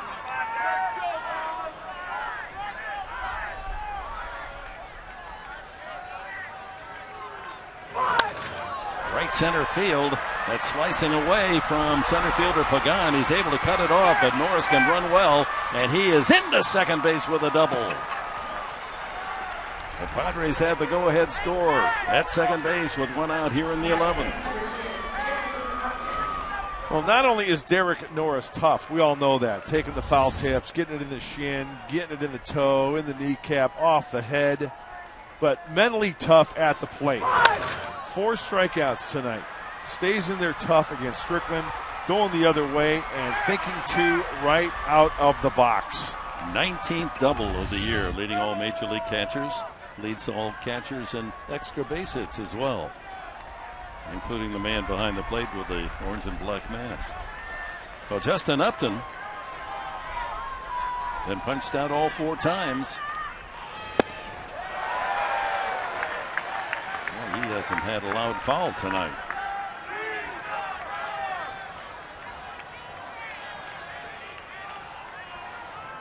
A 2-2 tie here in the 11th.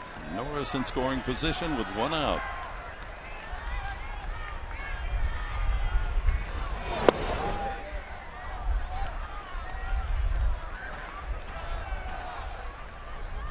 Hey, you want to know who the jack of all trades is?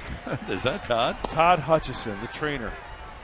Because Austin Hedges is on deck, he can do it all. Look at that. That is terrific. The best trainer in the business, and there he's out there bullpen catching. That's great. I hope he has all the equipment on Yeah. it.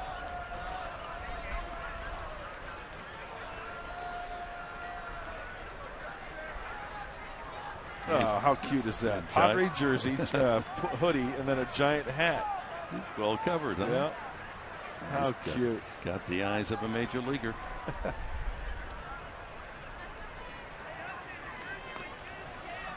You can't drag him to bed tonight. No. A ball and a strike. Justin Upton.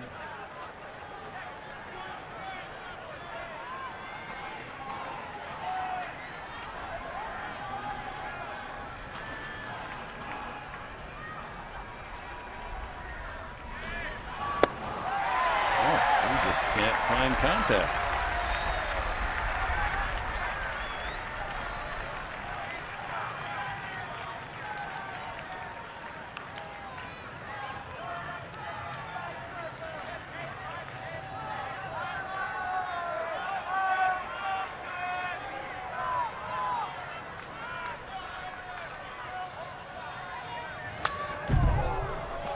Oof.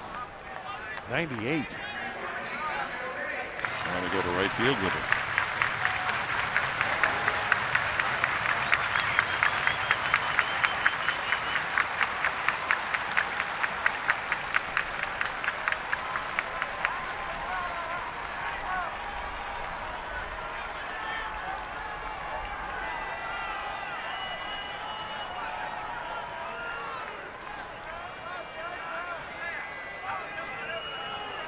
Breaker out at second base, 1 out.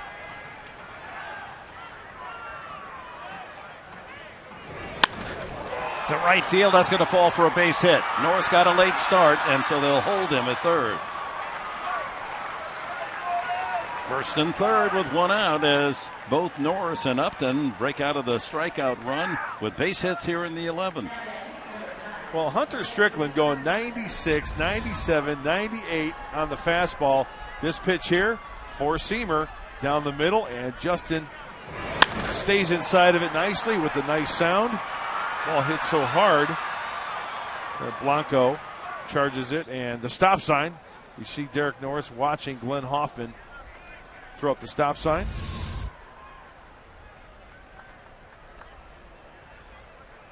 Correction, Justin Maxwell in right field with that one. Dave Righetti comes out to talk things over with young Strickland. Going over all the options here with first and third. The batter is Amarista. Dave Roberts doing some coaching there in the dugout. Situational hitting now. Well, I think one of the things, so much going on with Dave Roberts and Dave Righetti, the idea of a safety squeeze is always a possibility. Amarista has put down the bunt before. Infield shortens up, not all the way on the grass. But they're going to try to make the out at home plate. Ball 1. Amarista his second at bat. Panic took a hit away from him the last time, going behind second base to backhand his ground ball. That would play very nicely right here. And it's off the glove, and it caroms into shallow right field. Upton is going to have to put on the brakes, come back, but the run scores as Amarista on the comebacker. And Strickland could not have deflected it any better for the Padres, right through the empty right side. It goes a base hit, and the Padres lead 3-2. Wow. One thing, Alexi hits this ball pretty hard. One hopper, and Strickland, and as a pitcher, well, you're kicking yourself because that looks like it was going right for the glove of Strickland. Could not handle it, and that'll wake up the Padre bench, you bet. So Austin Hedges will hit for the pitcher Maurer, and now Kimbrel is getting loose in a serious manner down in the right field corner. So Dave Roberts, the acting manager with Pat Murphy ejected, has used up all of his chess pieces here tonight. Hedges fouls it away, 0-2. Upton had serious thoughts about trying to go to third on that base hit by Amarista, and wisely put on the brakes with Hoffman telling him, no, no, no. You'd run yourself into an out. After Hedges, it's Alonso. Got his first major league hit here at San Francisco.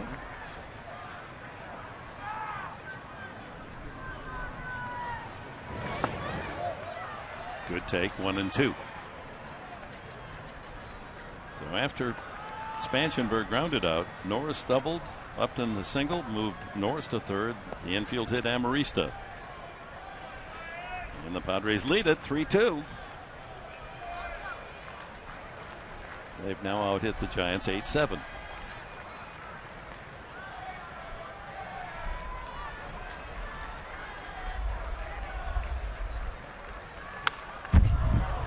Good shot by Hedges, trying to go to the right side. Again, Belt way off the line in the first baseman.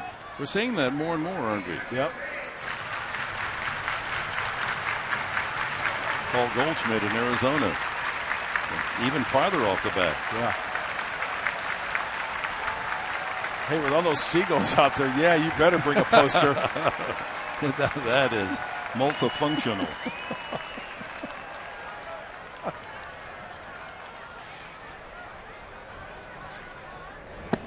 Inside, 2-2. I mean, this is straight out of an Alfred Hitchcock movie. It's the Birds at Bodega Bay, which is just north of here. Yeah. Where's Tippi Hedren when you need her?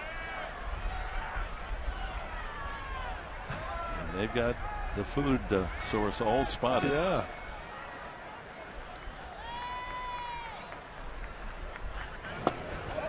Ooh, took a good pitch. 3-2. Yeah, Dick, good call because Buster Posey was set up inside. That ball looked like it caught a plate. Let's go, Strickland! Yeah, that ball is on the knees. That should have been strike three. So 3-2 with one out. Runners at first and second. And foul back toward us, just above our head.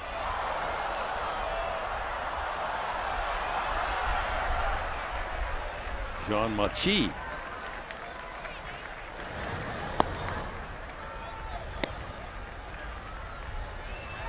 Jean Machi.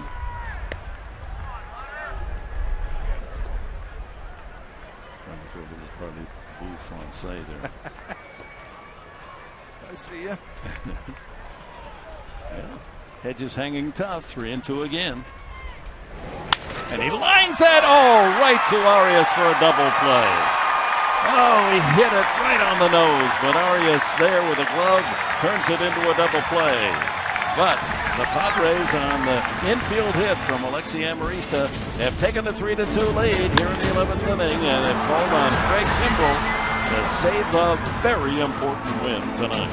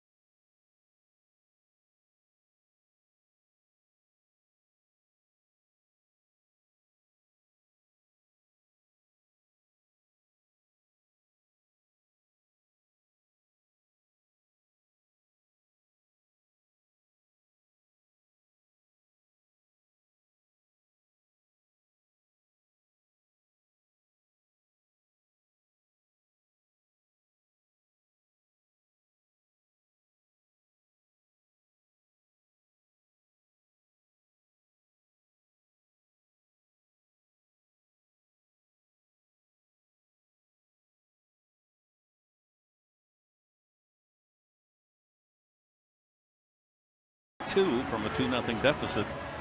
2 in the 8th, and now Amarista's carom single back through the boxes, giving the Padres the lead. And here comes Craig Kimbrell to face Belt, Crawford, and Duffy in the bottom of the 11th inning, looking for his 18th save of the year. Oh, what an interesting game. Some bloops going in there for hits. Austin Hedges can't find a hole into the double play. So 3 big outs here for Kimbrell. Hardest hit ball in that top of the 11th inning was Hedges, and it's a double play. Belt, 9 home runs, a single and a walk, 1 for 3.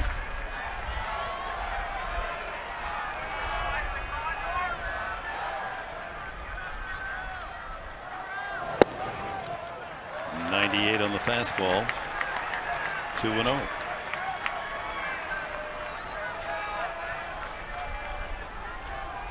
Madison Bumgarner still with his club, boy. They're rooting for his teammates. Another tough outing for him. He's pitched 3 outstanding games in a row without a win. That's a strike, 97. Culver thought it was a strike, and he's the one who counts. Yep. Got a call on that one. The last time out for Craig was across the bay at Oakland back on Thursday. Recorded his 17th save. Blazer at 98.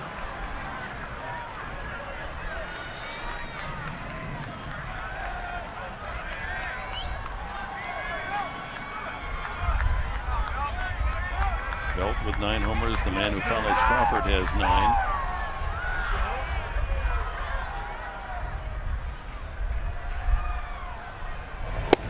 Strike 3 call.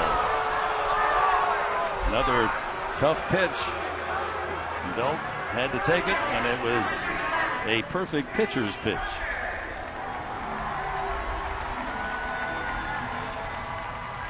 Here's Crawford, 0 for 3 with a walk. Kept it down and away to Belt. All those pitches for this at-bat, giving him left field, and according to Fox Tracks, it was off the plate a little bit, but you know what? Too close to take. Thinking optimistically, Bruce Bochy sends George Contos to the bullpen to get ready. And Casey McGee, who has relinquished the third base job to Matt Duffy, is on deck.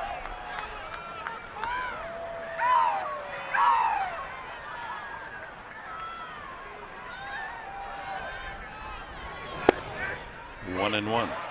Well, he's getting that call knee high just off the corner.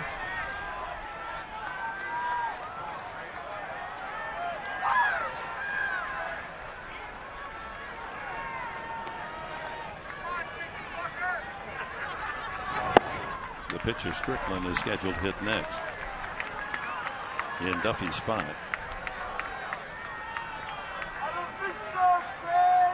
Veteran McGee, who was acquired to fill the void left by Pablo Sandoval at third base, but just didn't do the job so far for the Giants. Delegated to a reserve role. 3-1.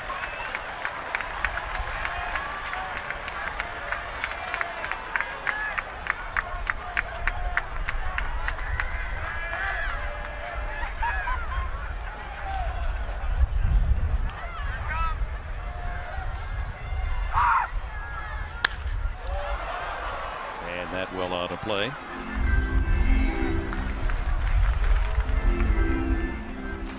Stay tuned. Padres Live, the post-game show. Mike and Mark have all the news for you. Scores, highlights, insights. Get us ready for tomorrow night's game. Full count.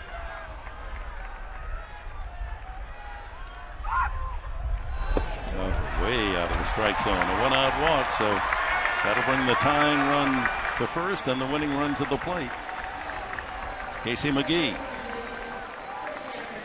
Well, a lot of fastballs came from Craig Kimbrell as we go back to pitch number 1. He's giving him left field. The defense was swung way over to the left field foul line, trying to go down and away, misses down and in. Fastball.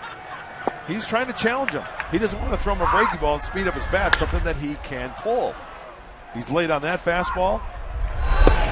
And 4-2 on the walk.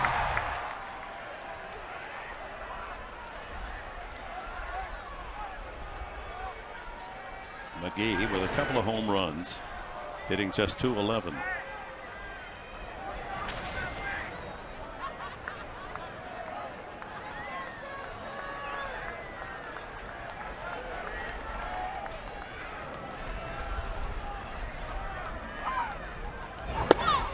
He's going for the downs. Pitch was up out of the strike zone.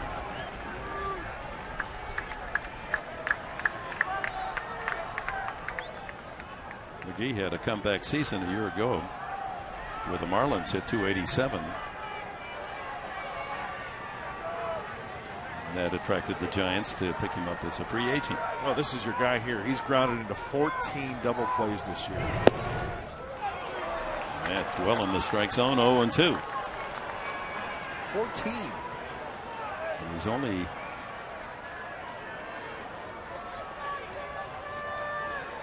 had 123 at bats. Yeah. So Kimbrel ahead on the count, 2 strikes. We waste a breaking ball away here. I would say fastball away. Like I said, breaking ball for a ball. See? All over it. 1-2. We've seen him throw that pitch, went ahead. Hitters will expand that strike zone.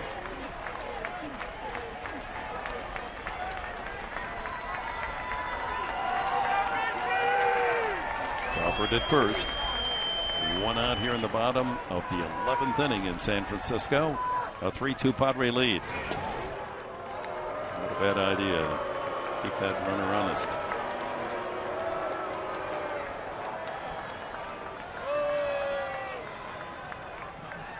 Well, this is the caboose on the baseball evening. We approach 11:20 in the evening here on the West Coast.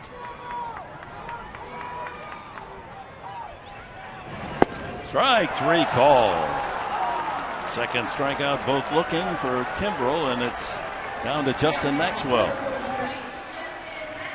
Maxwell 0 for 4 tonight.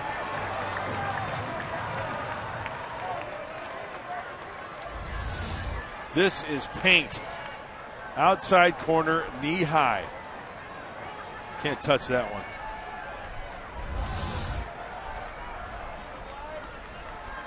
Maxwell will run into one now and then, has 6 home runs. And he gets a curveball for a strike. 0 for 2, struck out both times against Kimbrel.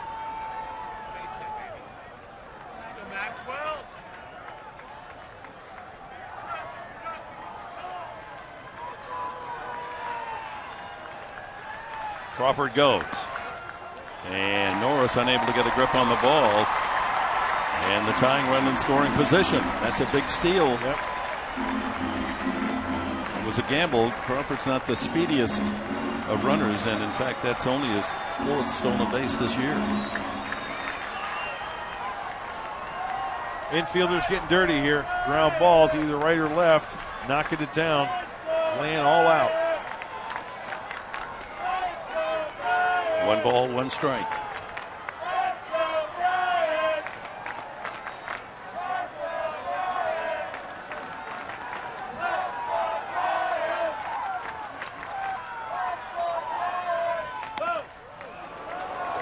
What's wrong with that pitch? Wow.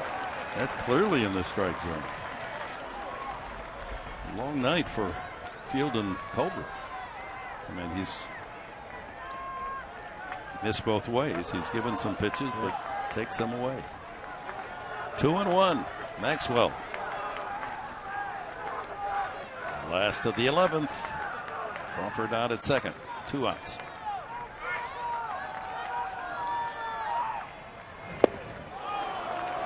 Oh, heart of the plate. Going to make sure he threw a strike there. Yeah. 2-2. Tough to get your top hand on top of that 97-mile-an-hour fastball. Almost looks like this pitch is going up the zone. All right, 2-2. He's just challenged him with a fastball right down the middle. You know, as far as he was behind the net 97, I say keep it away again. Another fastball.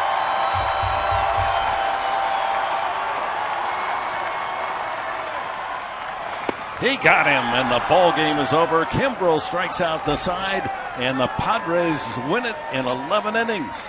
What a comeback. And Will Venable's double key to the victory. Amarista with a scratch single, and the final, the Padres 3, San Francisco 2. And Craig Kimbrel is not going to mess around, Dick. He went to the old number 1 upstairs. So this first game of the 3-game series, like so many before, a 1-run decision. It goes the Padres' way as we go to San Diego and Mike Pomeranz.